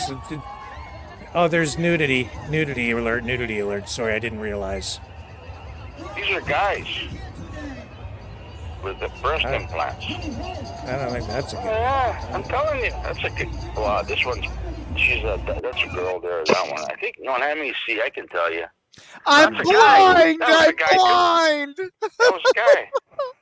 I can't unsee that now. I got lots of. I have to rip my mask off now. I feel the skin off my face. Oh my God! You don't have to peel it off. It's gonna melt. I went into the Black Eagle too, which is probably the dirtiest bar down there, and they have real hardcore porn. All the screens in there. Woody's was good. They had the parade playing on the screens. Why is that? What is there about this that's positive for our community? If it's nudity in the streets and porn in bars and what's good about any of that? It's the gay village, Rick. You know that's their town there. The gay village. They're all flakes down there. You know that's what they do. I got a question actually for John. Yeah, Dragon's got a question for you, John. You can't hear him. I'll convey the question back to you. Go ahead, Dragon. When was the gay village down your part of the woods has been erected? What do you say? No pun intended. He wants to know when the gay village was erected. Because ours in Montreal was in 1980, so I want to know if it was before or after that the one us. in Montreal was erected in 1980. It's probably around the same time then, probably, because I think they all started up at the same time. But back then, they were closet people, which was nice. Now they just go and flaunt everything. You know what I mean? Well, it's not so much that I want people to be in the closet. This is my position on it.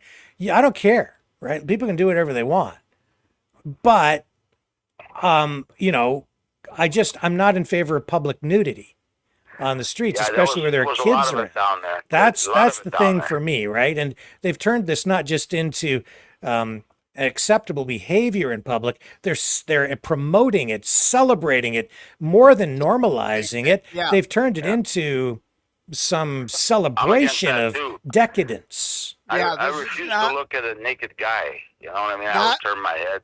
This one guy, we walked right by him. He's on a lawn chair, those ones that you lay down on, right in the middle of the street. And that buck naked, young guy too, buck naked. He goes, "Look at my." Like, when did that become legal? Why is this even allowed? I don't get I it. just turned my head and I said, put my hand out, and I kept walking at the guy. Like, I mean, if there's a specific nude beach for adults only, or even naturism, if parents approve and it's whatever, right? But to do it in public, I mean, I'm pretty tolerant, but I think for me it's too much. I'm sitting there just relaxing because they're walking, and you see all these old naked guys walking with nothing on, nothing. I don't, you know. And they all got, some of them, I think they probably took Viagra to make it look bigger or something. I don't know, man, but it's sickening. I don't like that. It never used to be like that, Rick. No, it never used to be. No. They used to get arrested. You get arrested if you walk around out in public nude, or they would take you to one of the institutions because you were nuts. It's not like those laws.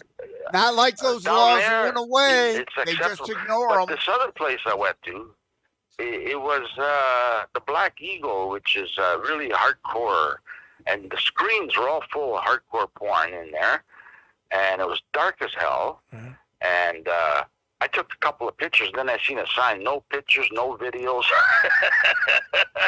And then there's a big lineup. I go, where are they going? So I asked the guy, I said, they're going upstairs. I go, what's upstairs? Oh, they have rooms upstairs. Like, what the hell's going on, Rick? Right, yeah. They got it's rooms a sex upstairs club. there. It's a sex club, yeah. Yeah, exactly. And this place is called the Black And, Eagle. I don't even, honestly, John, I don't even care about that. If you want to go do that, you people should be free to do it. I just have a problem with public nudity, especially where kids could be around. To me, a lot of kids there. it's too like much. These people bring in the little kids. You know, And because when I see that, you know what it says to me as I'm watching this, and maybe some people are not going to like me saying this. It's like I hate to use the phrase clown world, but this is kind of what it is. They've literally turned our community into a circus, a circus of decadence, complete with, crazy, vibrant colors and men wearing clown-like makeup and costumes that's all theatrics. And it seems very disrespectful. It seems like flaunting.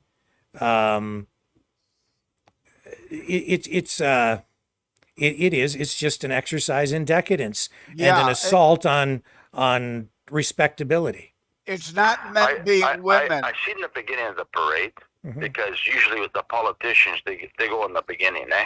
Yeah. And so I was up there to snap some shots of anybody, and nobody. I didn't see anybody there this year. Yeah, Joseph wants to say something. Just pause. You can't hear him, so go ahead, Joe. Yeah, drag queens. To your point, it's not about men being women. It's men dressing up as clown caricatures of women, like the old Bugs Bunny days, mocking transvestites. Remember that cartoon? It was mocking. It was Some Like It Hot when Fonda and whoever else dressed in drag. It was mocking. It was funny. It wasn't serious. Well, they're certainly serious about it now. And I think there's messaging here that is thinly veiled. And I don't think it's positive messaging overall. I think it's gone way too far to the point where it is offensive offensive to our sensibilities as a society.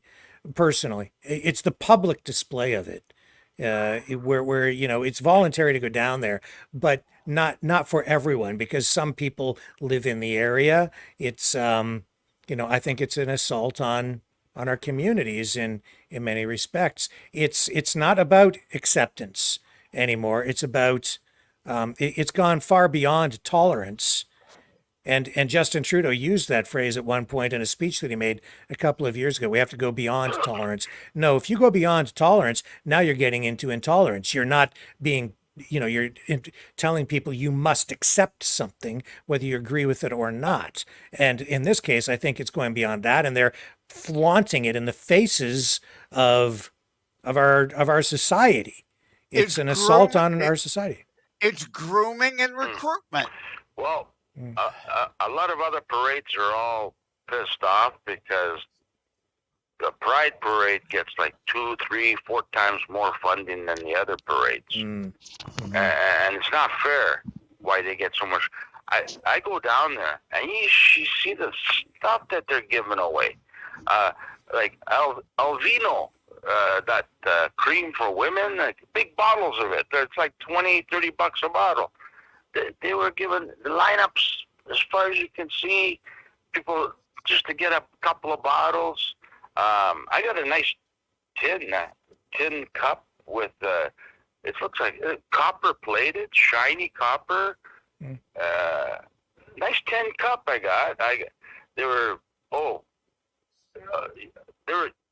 some, you can fill there's so much stuff there. It's not. Well, why would the pro-Palestinian protesters block the Pride Parade when you've got a bunch of people in the Pride Parade walking around saying free, free Palestine? Like, this whole thing is just insane, which, again, proves my point. It's just a bloody circus. That was probably staged.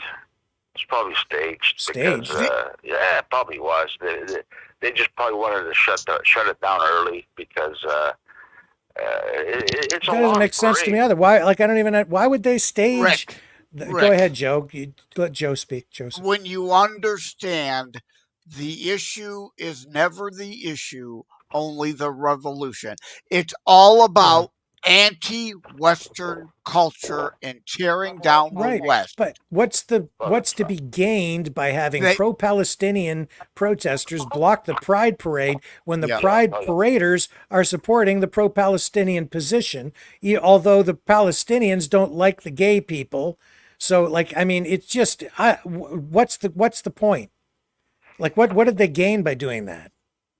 They pissed off the people who are supporting them. Yeah. That's true, but there was they were also, you know how many, I noticed this year a lot of Africans down there, black Africans, in these gay bars. Like, you like to dance, man. I'm just sitting there, I'm watching these guys dance. That's all they do is dance, but most of them are all black. Okay. Does that bother you? Like, I don't understand. Why? Why does that bother you? Actually, the more gay people, the more wearing for me. That's, you know what I mean? No, but okay, all right. Well, John, I've never seen it that bad before. Before you know, now, and they're all. Oh man, it's. I don't know. Okay, I'm gonna let you go because if we're talking, I'm gonna go next year, but I don't think I will. But okay, I'm gonna let you go because if we're talking about dancing, I'm gonna run the Justin Trudeau dancing fool video again, and then we're gonna come back and resume our conversation with Dragon and Joseph. It looked kind of boring this year. Okay. I was disappointed. All right.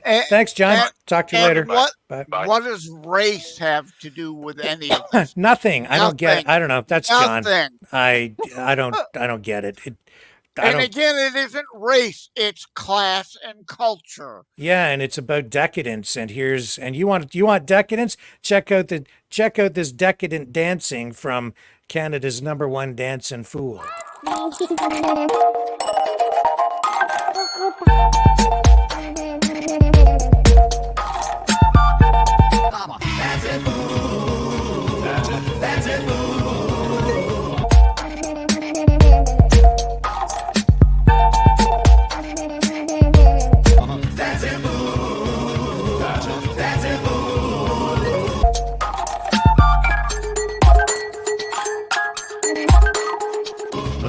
on and I'm so wrong.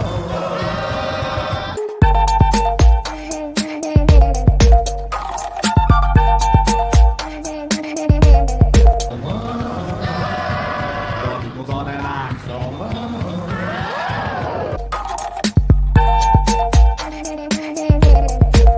That's it.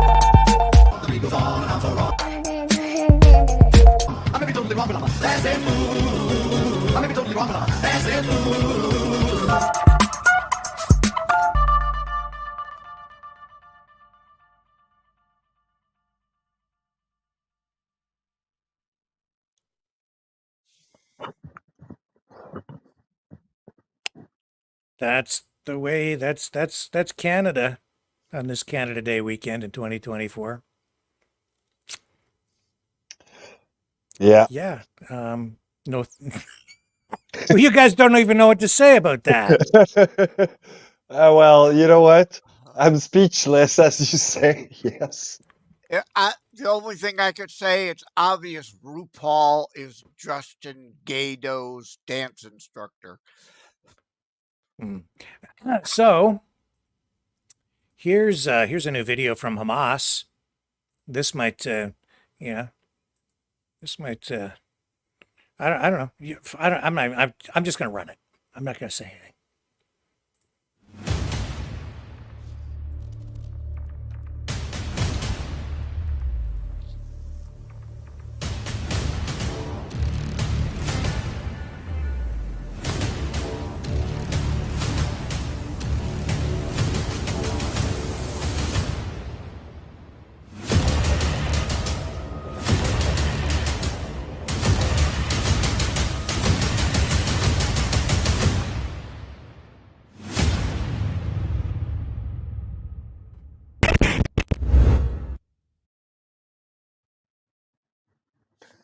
Wow.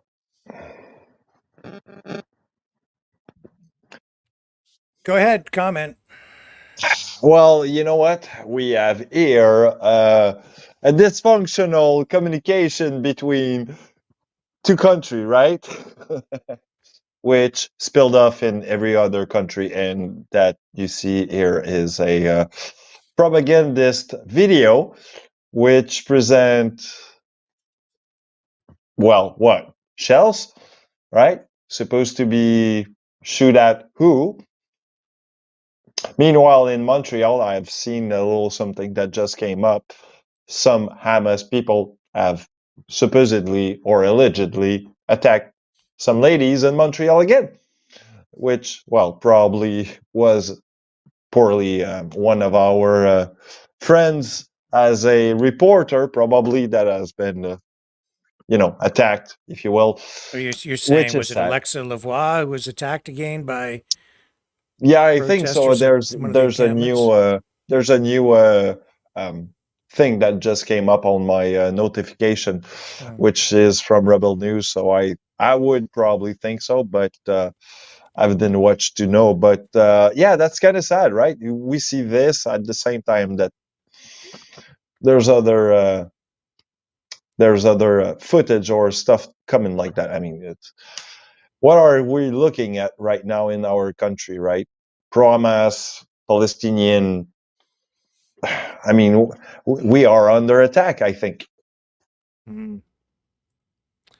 Yeah, I don't think there's any doubt about that. It's a different kind of warfare, and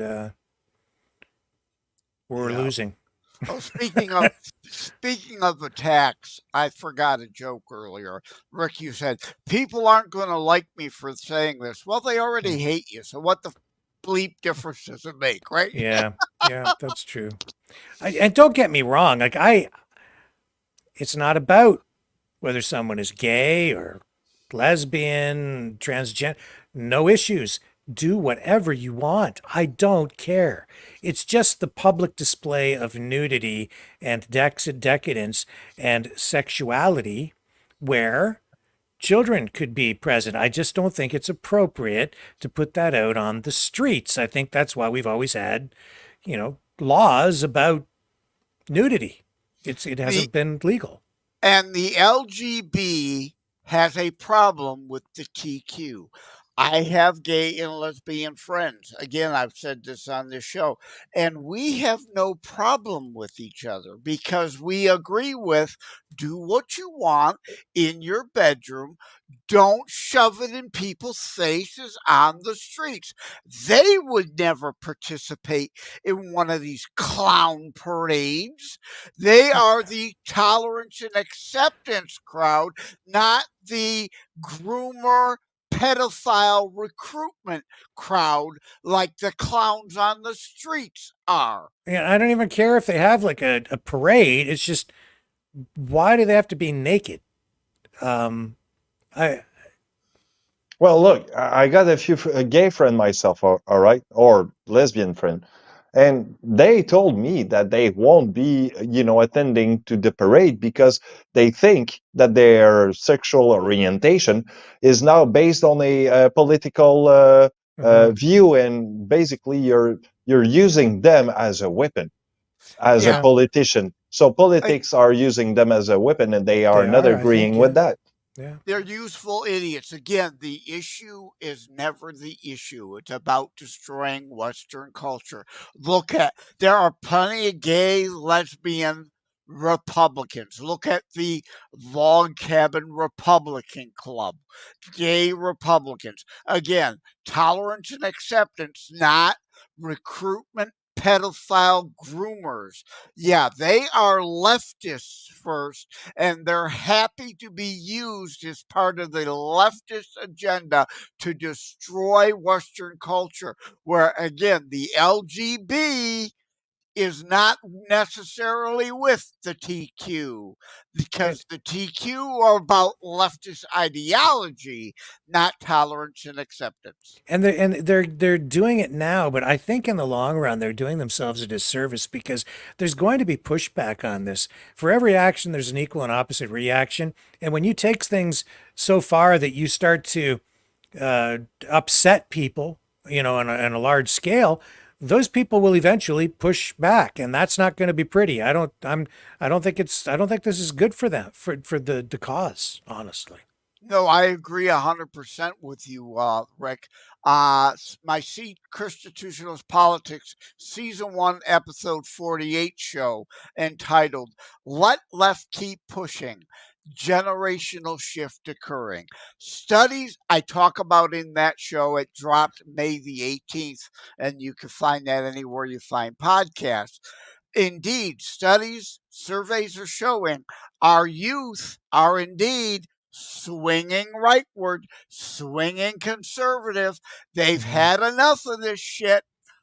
Well, and you see in other countries, like if this is the irony in it, the Queers for Palestine are out there protesting this stuff, and if they get their way, they'll end up with a society that is more like what you see in like Russia or other countries where they outlaw, this kind of behavior. It's against the law. They won't have the freedom they're using now. Right. They're advocating for leftist, fascistic governance that again, the issue was never the issue. Once the left gets the full tyrannical power and one-party rule like Russia or China, they will have no need for those youthful idiots anymore. Seems to me and like they won't have the freedom. And it just seems to me like sometimes the they're not just letting it go. They're encouraging this kind of behavior so that they can justify the swing back on the other side, where they know that there's going to be pushback, and that gives the government more control in the long run. I would be very careful if I were from that community, because I think it's going to come back to hurt them in the end. But Yeah, we'll I see. see the I don't same. mean that in an intolerant way. Yeah. I just Can we take a break on TMI? But I need a potty break. Yeah, sure. Joseph, we'll run a little promo here, and we'll be right back.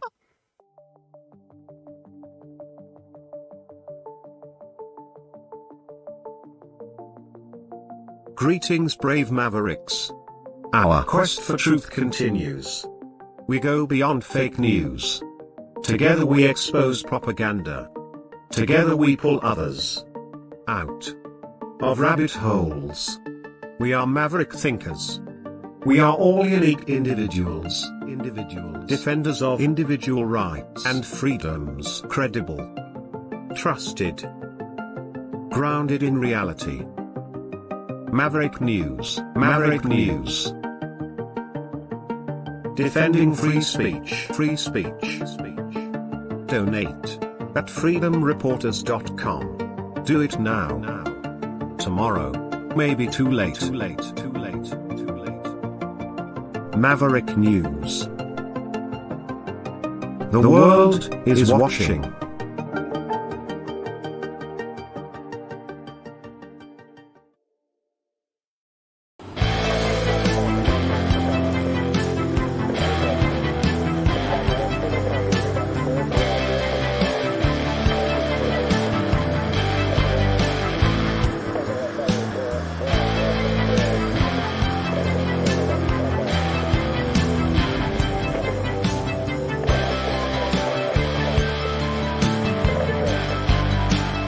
Maverick News.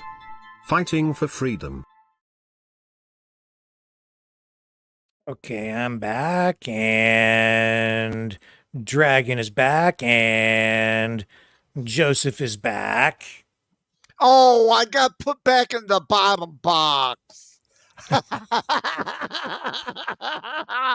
Yeah, I'm turning 62 this year, and I'm up front. I'm on disability. I have a lot of health issues, and of course, part of that is the need to go.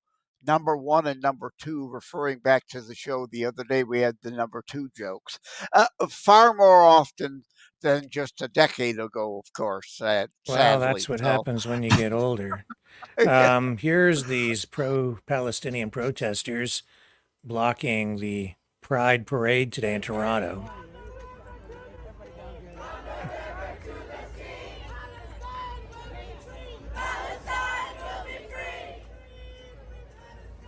Why did they not just plow through them? Well, they're on their side. Like, they don't know what to do now. They're confused.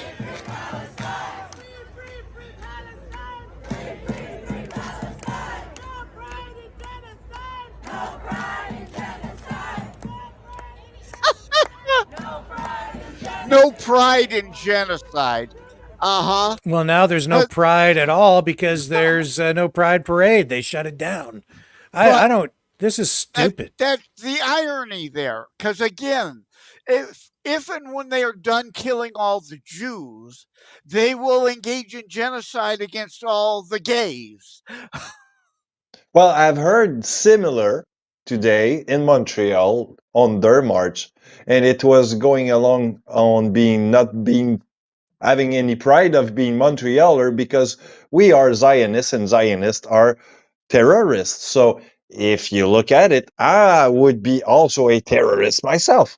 Yeah, well, see, that's the whole thing, right? It's like they're just that Zionism has just become a euphemism for Jews or anyone who likes the Jews. This is like an expanded Jew. Now everybody can be the Jew that they hate because if you see, now they can direct it at anybody they want. But that's what it is. Twisting and warping and expanding the language so it means little. Orwell, 1984, Newspeak. The left must engage in newspeak and warping language because they cannot be honest about their positions. And we see in France tonight, Marie Le Pen, right on the right side of the political spectrum, winning over there in this election. And as a result, now you're getting this on the streets with Muslims attacking police.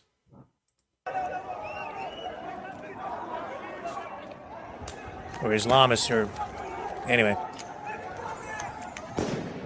So you're saying Le Pen is mightier than the sword? Boom, boom. Is this what's coming to Canada?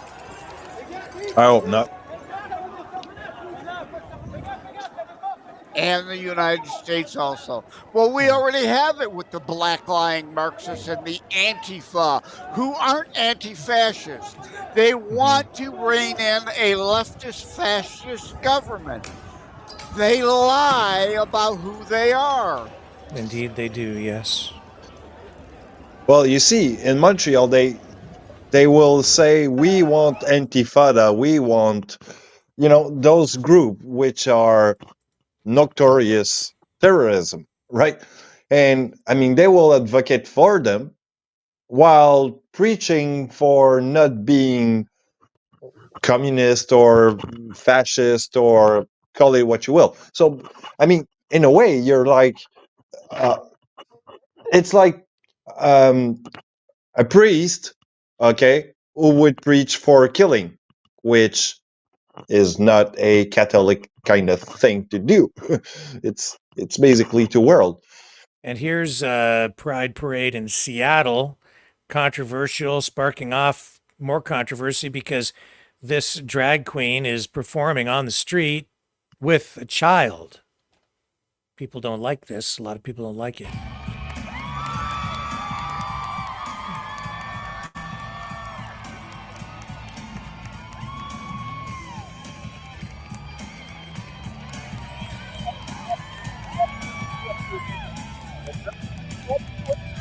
Clown!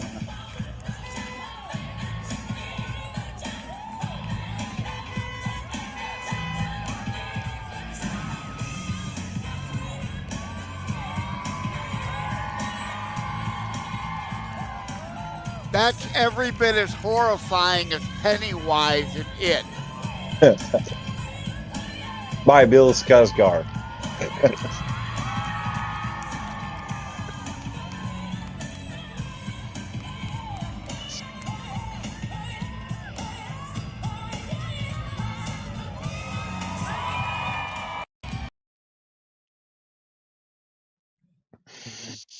Disgusting. Well, and again, what does the drag queen do? Goes and grabs a child to help groom and recruit that child because they're pedophiles. Well, I mean, what is a pedophile? I mean, when you say pedophile, are you talking about someone who actually engages in sexual acts with children, or is that pedophilia to you? How do you define it? It's someone who wants to normalize it so they can openly engage in it. Like they want to eliminate the term pedophile. Again, twisting and warping a language. It's MAPS, minor attracted persons. Oh, isn't that so much nicer? Well, here's Tulsi Gabbard on the whole Biden thing again. If you've been paying attention to any of the chatter after the debate between President Biden and President Trump, you'll hear a lot of people saying that President Biden should step aside. Here's the reality, though, is that whether or not Biden is replaced by the Democrats, the insane and dangerous policies of the Democrat elite are going to continue. That's not going to change because this has never been about Joe Biden. It's always been about the Democrat elite and their friends staying in power so that they can continue to push their agenda to engulf the world in war and to continue their theft of our liberty. If you've been paying attention to any of the chatter after the debate between President Biden and she's spot on. But again, although Tulsi denies it, I still think and will maintain She's a Klaus Schwab, World Economic Forum stooge, and only changed parties because it's her only path to power, potentially positioning to try to be Trump's VP, which then gives her a shot at the White House she would not otherwise have. I don't trust her, but she's spot on there. Well, she does make a point. I'm seeing Bill O'Reilly online making a social media post saying that the decision has been made that Biden will be replaced because he can't win. I don't know where he's getting his info. Yeah, I saw that all over Truth Social today also. And like I said, I think 40% are with Bill on that. I'm in the 60 that think it's far too late, gone too far. The laws become a problem. But again, the 40% could be right because the left doesn't give a flying you know what about the laws. They will skirt the laws. They will ignore the laws just like they did in 2020. Ignored states' laws. If the state says you can't change the candidate, they will do it anyway. Mm-hmm. As part of it, that's true. Well, I know where he didn't got his info from. Probably Biden being kicked out before next election. It's probably not coming from the White House. Well, here's a counter protest within the protest that was stopped by protesters who were pro-Palestinian, and now you've got the pro-Palestine LGBTQS plus protesters getting stopped by the Palestinian protesters, and then within the LGBTQS plus pride parade, you also now have protesters saying there's no pride in anti-Semitism. So here, I'll show you. Talk about a circus.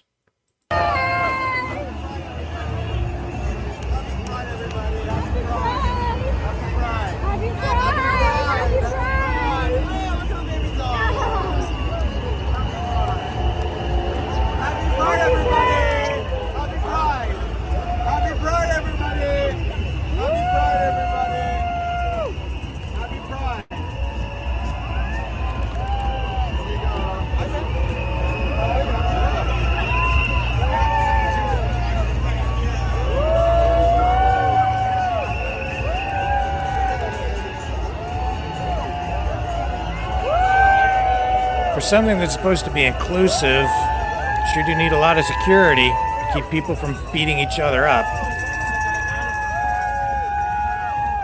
Is it me or this thing is getting more complicated day after day? It's a circus. It is. I hate to use the phrase because I don't like it, but this is literally a clown show. That's what it is. It's just the people don't make any sense. Minus the VW microbus that 50 of them pile out of, right? Look, man, it's like, hey, you want look at this. You think it's not a clown show out there? This is the New York subway. This is what's going on in the New York subway. Oh, hang on a second here. I lost my spot. And there's a reason they chose June. It used to be Christian Heritage Month. They wanted to co-opt and destroy the Christian Heritage Month. Okay, look at this going on the New York subway. You tell me that this isn't a clown show. The whole world's being turned into a clown show. Look who it is. It's Chucky. Give me my fucking bag. What is wrong with you? What the fuck? What the fuck? Get the fuck off of me. What are you doing?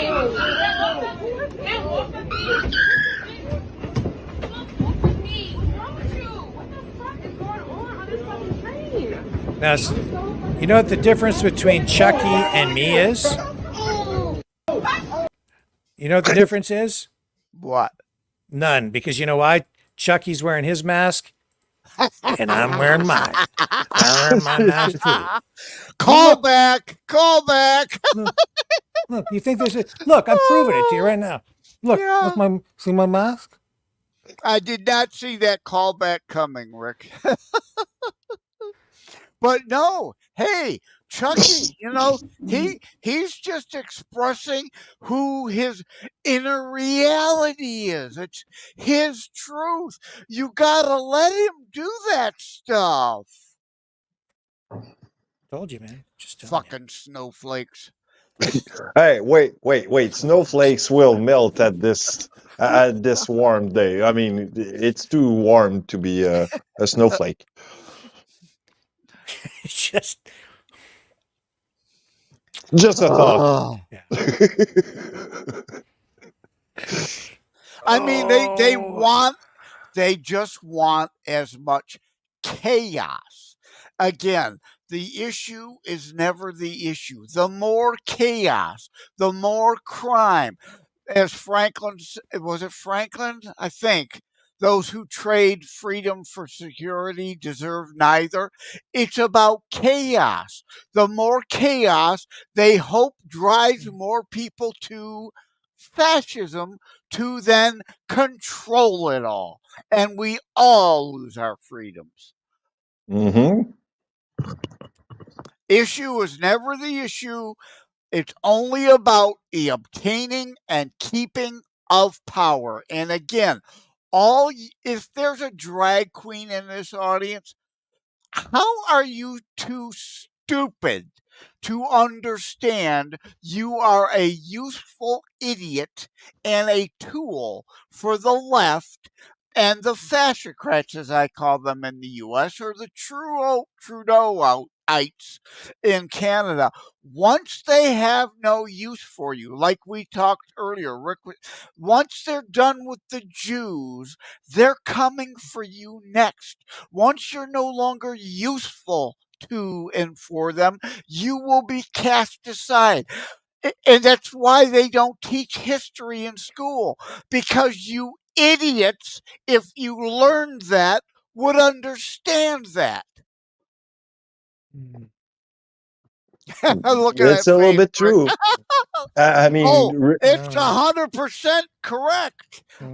Rewriting history and make your youth forget about the past to make sure that you don't agree or you wouldn't do anything against what they will try to attempt on you. So makes sense. I wish I were wrong. I wish I were just paranoid and delusional. I really wish I were. But the last 5 decades, it only gets worse and worse and worse. Never a temporary pause in Reagan, a temporary pause in Trump's first term. But beyond that, it's all a march to insanity, immorality, destruction of Western values and principles. I wish I were crazy. Oh, you mean you're not crazy?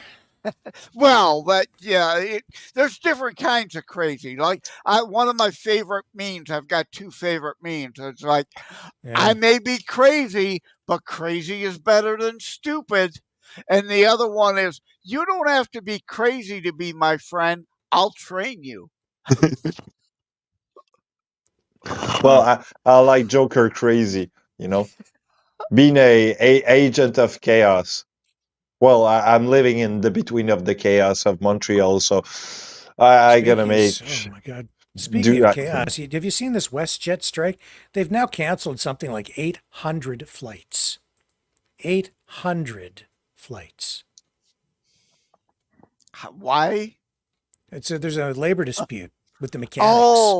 So WestJet airline in Canada, mechanics strike forced the airline to cancel now over 800. That upends the plans of about 110,000 travelers this Canada Day long weekend. Yeah. Now, you know me, I can't pass on the lame pun. This is a very serious thing, but remember the band? Call up Mike, he can get the mechanics. I'm sorry. I can never pass, no matter how lame the pun. That's a lot of flights. That's a lot of chemtrails. Oh, there you go. Look on the bright side. I got Jones another will- theory here, and it's probably far-fetched, but with the geopolitic thing that is going on all around the world, there's probably some more flight to be canceled because there's going to be a no air flight zone somewhere because things are going crazy in that part of the world. I don't know. It's probably a thing. Oh, it's probably just too crazy to think, though. Well, that kind of gets us near the bottom of the hour. I have a report that I put together on the Loads of Love humanitarian organization, and I was going to run that tonight, but I'm going to save it. I'm going to save it for tomorrow. So, just because the clock is ticking, and it's going to tie into another interview that I have scheduled for tomorrow, I think, too. So it'll kind of match up with that. I think. What do you guys think? Well, do you care? No. No, well, it's up to you, sir. I mean, I'm all good for a good conversation. You know me. Yeah. All right. Okay. I was just busy typing something in the public comments there about, because Betty said something about Satan and the world, and I said, yeah, sad, Betty, but true. Satan does seem to be gaining more and more control over this worldly realm, but we all know God wins in the end. But we must keep pushing back. We must keep pushing back. So, yeah, I'm up for that. Like I said, I'm usually good between 10 and 10. It's not 10 yet. All right. Okay. I'll run the piece.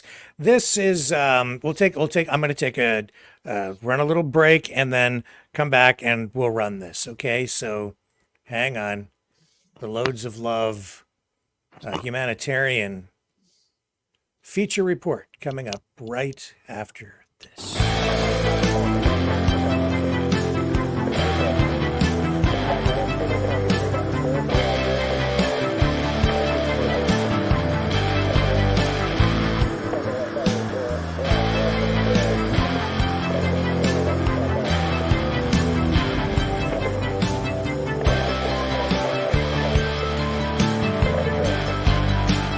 Maverick News. Fighting for freedom.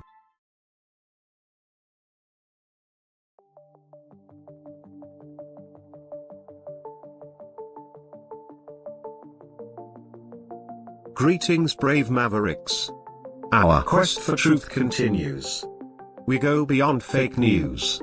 Together we expose propaganda. Together we pull others out of rabbit holes. We are maverick thinkers. We are all unique individuals, defenders of individual rights and freedoms, credible, trusted, grounded in reality. Maverick News, Maverick News. Defending free speech,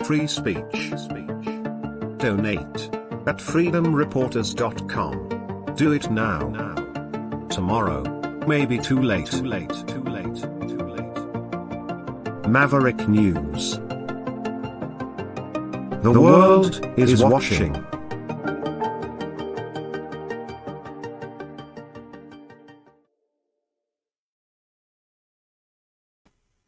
So let's take a look at the Loads of Love humanitarian organization. This is based in Chatham-Kent, Ontario, Canada, but they do work all around the world. They collect donated goods, everything from hospital beds to food, and they distribute it to those in need, especially in places where there are natural disasters or wars.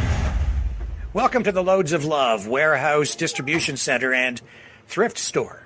This is where the magic happens. This is where volunteers work every day sorting donated goods. Some will stay here in the thrift store to help people who are in need locally. When there's a fire or a family in need, they can come here, and this volunteer organization steps up. Other items will go into the thrift store. Again, this is entirely run by volunteers. No wages paid out. The revenue from the thrift store funds the entire operation. This is Xander. Hello. He's a wonderful, wonderful guy. How you doing? Good. Very nice to meet you. Yeah, he's great. Here for the news? Yeah, I am. But it's the overseas work that is the biggest challenge. Donated goods are loaded into shipping containers, huge shipping containers, and then sent overseas. And the immediate need right now, I guess, is in Ukraine because so many families are being displaced and there's so much destruction. Yeah. Our last container, I think, was out, I think around 2 months ago, was sent to the Ukraine. So they're building up for another one, I guess. Robert St. Pierre has been volunteering with Loads of Love for 4 years. Why do you get involved with Loads of Love? Why do you do it? For the needy, it's to help other people, eh? Like all the stuff we send over there, them guys have nothing over there, eh? Yeah. So whatever we send there is good for them, you know? Yeah. We got lots here. Yeah. Eh? And the immediate need right now, I guess, is in Ukraine because so many families are being displaced and there's so much destruction. Yeah. Our last container, I think, was out, I think around 2 months ago, was sent to the Ukraine. So they're building up for another one, I guess. Yeah. And it's not just Ukraine. You guys send stuff to Zambia. Yeah, where else do you send it? We're trying to get a load to Cuba. Now, it's a little tough to get into Cuba, but they're working on it. Right. So Herman Schinkel looks after that one. I know Herman, yeah. Yeah. So he keeps going over there anyway and working over there. So he knows what they need. So he's trying to get a shipment and see if we can send one over. Right. So as you walk to the back here, you have an area where they pack stuff up, and over here, right back there, you have a thing called the therminizer. They invented that here. It's basically a big container, a shipping container, that they have insulated with special insulation, and then they heat the container up after they put the contents inside to 140 degrees Fahrenheit.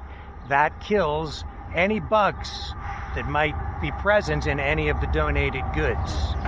Just explain to people how it works. Yeah, well, we fill it up with clothing, all kinds of material, like, eh? Yeah. And lock the door, and then they turn the computer on and have it come on later in the day. You know, it's on overnight, and in the morning we open the door and it's hot. Right. And then we empty and start filling another load in. What do you use? Is it electricity that powers it? Yeah. And so you run it at a time when the price for electricity is at a lower point. I guess that's why you usually time run at night anyway. Right, when the rates are lower. Yeah. The therminizer was invented right here by John Cornelius, a volunteer. He passed away 6 years ago. His wife still volunteers here, and today they have a plaque up in the back office in his memory. Well, at the time, bed bugs were a real issue everywhere, and we did not want people to be taking things out of here that had bed bugs. So he designed a container that he insulated really, really well and put a special furnace in there, and that's how it all started. So it's worked really well ever since that time, and that was, I don't know, 15 years ago or more. We don't put shoes in here or nothing because it'll melt the glue in the shoes. Right. We just take the shoes in and they sort them out and make sure they're okay. Right, and this gets rid of any bed bugs or anything, crickets or anything, although they're trying to feed us crickets these days. But I guess if you find any, they're pre-cooked for you. Yeah. People are pretty good, though. I myself personally have not seen a bug before or after we put it in here, but we still do it anyway just to make sure. Right. Because they can hide in places and the heat gets them. And even cockroaches can't survive this. They'll survive a radioactive blast, but not this. Not the therminizer. They don't like the heat. Yeah, and this is entirely a Loads of Love creation. This is something that was developed right here by one of your volunteers. Yeah. The volunteers here say the greatest need they're trying to meet right now is in Ukraine, where civilians are under extreme pressure because of the conflict with Russia. Ed Dixon is the overseas director for Loads of Love. He recently made an appearance on Maverick News explaining how he has been coordinating deliveries to civilians in Ukraine, working with volunteers who are over there on the ground. Loads of Love out of Chatham is shipping a container almost every couple months. So in the last year, we've shipped 6 containers from Canada, filled with all kinds of things that the children and other people now, because we're, you know, our work in Ukraine has spread out beyond the kids now, where we're supplying food to people along the front lines who have run out of food. And this sounds really crazy, but in the past 2 years, we've given groceries, like full sets of groceries that would last a family for 2 weeks, to over 200,000 families. Like, you don't get any government money or anything. This is all like donations, right? Most of it goes, well, all the stuff is all donations. Yeah. If you would have told me a couple of years ago that we'd give groceries to 10,000 families, I would have told you, wow, like how in the world would we do that? But it's just been unbelievable, the outpouring, obviously, as you guys know, from especially at the start of the war, from Canadians, just, to help people, and not looking at the political situation, but just knowing that there were people in Ukraine that were really suffering because of this situation. Why do you volunteer here? Community service hours. Just get her done. And for you guys, it really isn't political at all. It's really just about helping people. That's all it is. There's nothing political about it, really. You just like to help people. Yeah. I think we got almost 100 volunteers here that, and they're all volunteers, everybody. So yeah, it's good. So what kind of things do you need donated? We clothing, and we get some tools, but all kinds of dishes and all kinds of houseware stuff. And that's what they need. They don't get that stuff. Yeah. But we send a lot of clothing, and food too. The last shipment we had, I forget how many skids of food we got, and that was donated from somebody in Windsor, or Leamington, I guess it was, yeah. Yeah, and I guess that went a long way. It fed thousands and thousands of people. Where the fighting is most intense, the Loads of Love volunteers have stepped up to work tirelessly to get orphans, children out of those areas and to places of safety. How many kids have you brought over here to Canada? Any idea? Yeah, altogether, we personally, our organization, was involved in bringing approximately 300 children now, to Canada together, some of them together with families, some of them individually. And then within, like I said, within Ukraine, probably moving, we moved 1,000 children together with other organizations in the beginning, and then a bit more than that eventually.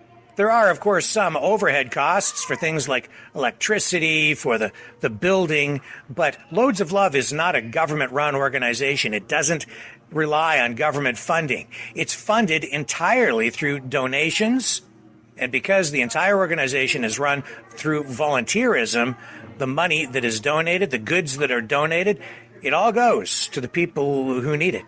Loads of Love, a Chatham-Kent, Ontario-based organization that is viewed by some as a local charity, when in fact it's really global in action. Rick Walker, Maverick News.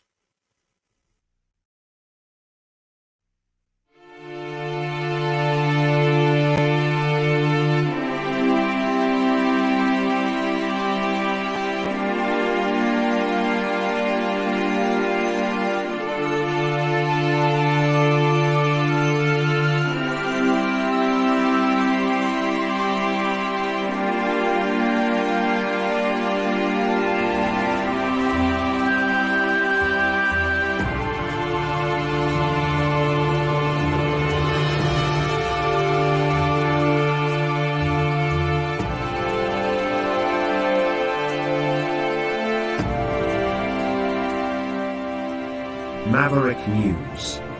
The world is watching.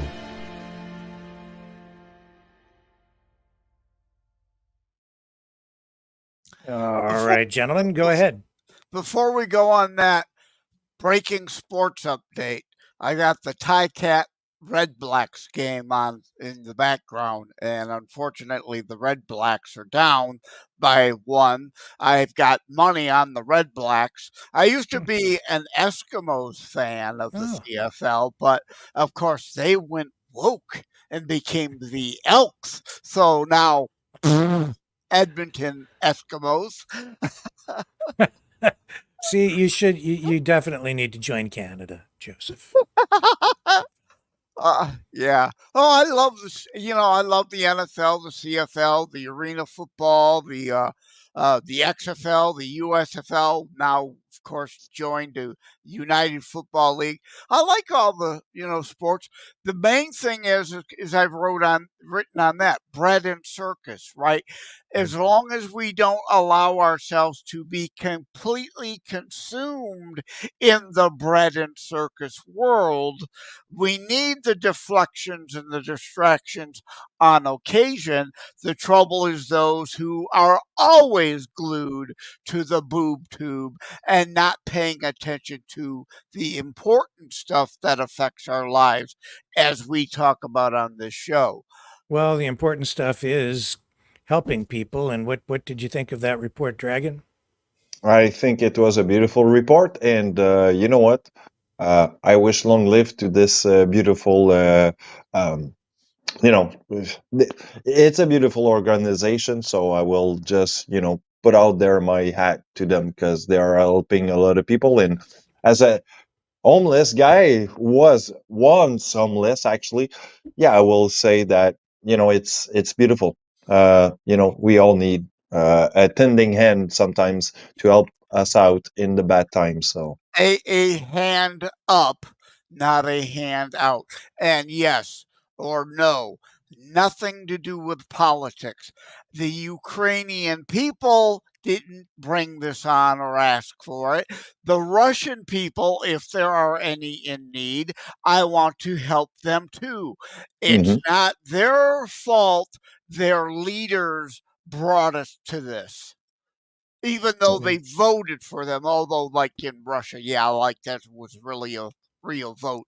Putin's been in power for 2 decades now. Spare me the Medvedev crap. He was, a puppet president while Putin was still prime minister. So Putin's been in control. He's dictator of Russia. Fair and free elections there. Oh, please. He gets elected as fairly as Biden was in 2020. And in this story, I mean, the point is that it's just about people helping people, volunteers. I honestly, like I've known the folks down there for long time, and it's all volunteers, no government money. They just show up. They just do it out of the because I guess they get fulfillment out of it. They get positive energy from doing this. Although I gotta call you out on something, Rick. Yeah. You did not do your journalistic integral duty and do the follow-up question to the one who said community service. What was she charged with? Why she's on community service?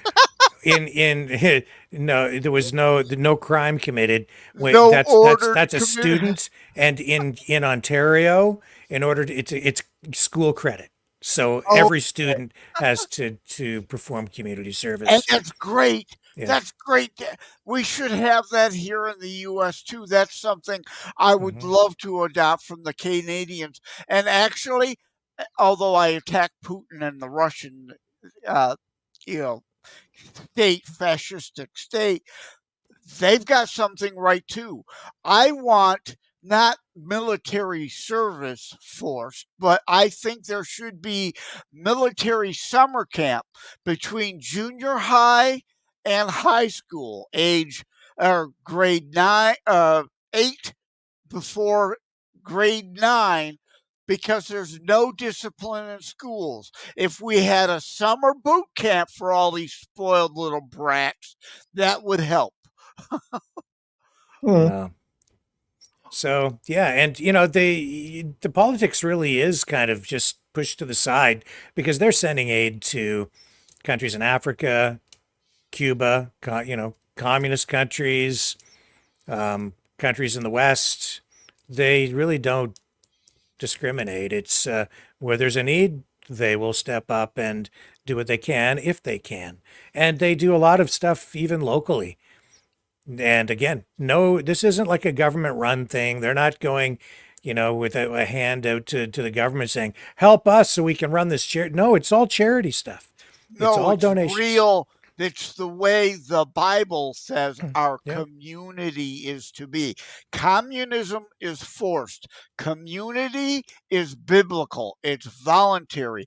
It's charity. And this is the right way to do it. And again, I don't care what nation on the planet, communist or free, fascist or free, if the people, a lot of them have no say in no real say anyway, in what's going on. And if they're in need, we should help them. But also the Bible does make a differentiation.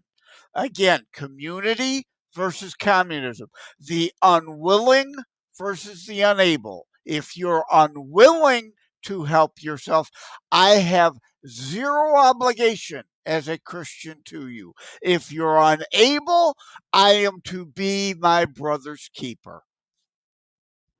Yeah, well, and they've done some pretty amazing stuff over there on the ground in Ukraine too, just getting kids who have lost parents, even families out of areas where you have shelling going on. People are in danger of possibly being killed, and they've helped to just transport people out and even get them to places where they're safe, and transporting orphans as well to places where they can be safe. So, yeah, I'll tell you, of all in all the years I've worked as a journalist, done a lot of work with charities over the years, all kinds, right?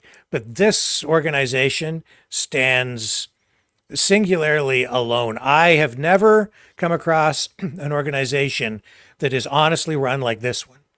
Every other one has some sort of bureaucratic, infiltration or government connection, or there's always something, but not these guys. In all the years that I've dealt with them, they sound like in the U.S. Samaritan's Purse. Indeed, another great. And you could go to terrorstrikes.info/charity. Charities in the United States that I have personally vetted, like you have vetted them. The good ones, because indeed, like a Red Cross or unfortunately a Salvation Army now, and especially like a Clinton Foundation farce, most of the money goes to administrative staff. They're supposed nonprofits, but they're for profit. The leadership profits. Yeah. Even when you look at the United Way, they have a huge administration. A lot of the money goes to administration, salaries for people, and then the money that they collect is, distributed to various charities. But there's just a lot of money that gets sucked up by bureaucracy. But not here.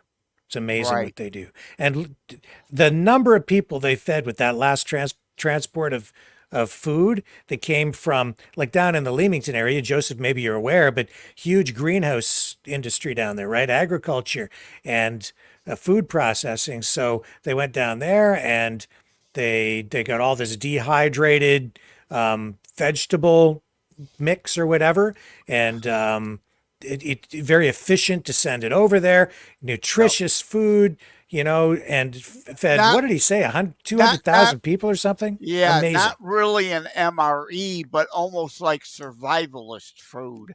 That stuff lasts a long time. Like rice. Rice is a wonderful miracle food. Rice, as long as you keep it in a cool, dry place, will last a long, long time and make many meals for many people. Yeah, so pretty amazing stuff. Anyway, gentlemen, it's the clock is ticking. Time is marching on. I'll throw it over to you first, to Dragon, for a final comment, and then over to Joseph.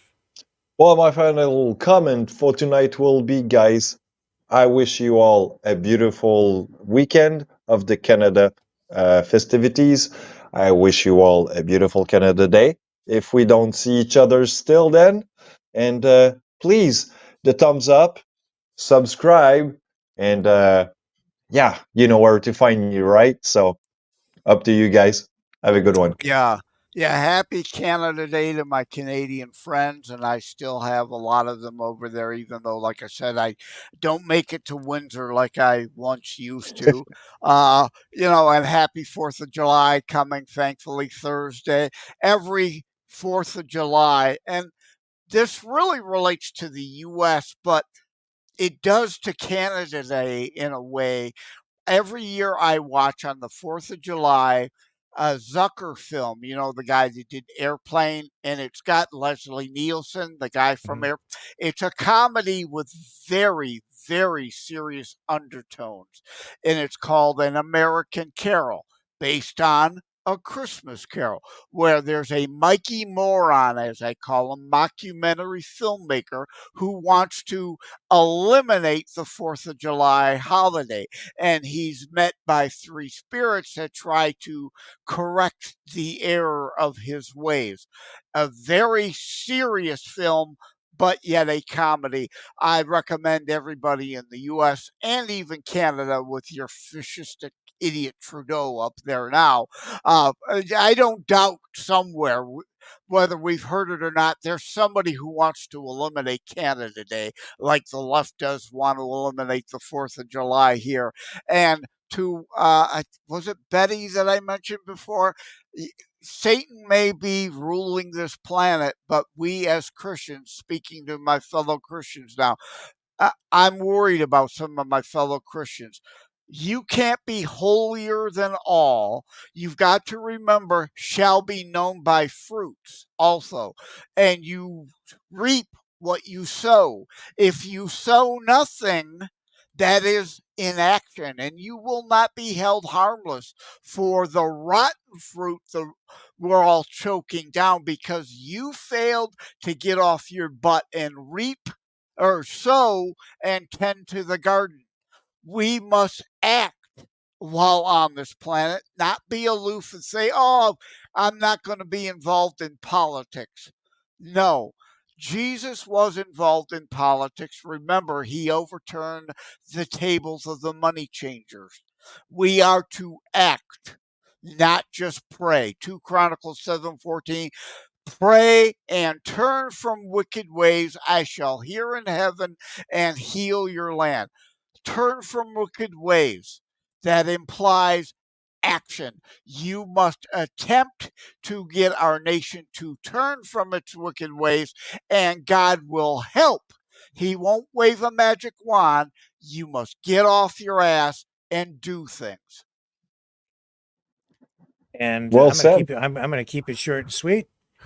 Thank you, everybody, for joining us here on the program tonight. I'll be back 7 p.m. Eastern Standard Time tomorrow. Love y'all. Catch you on the flip side.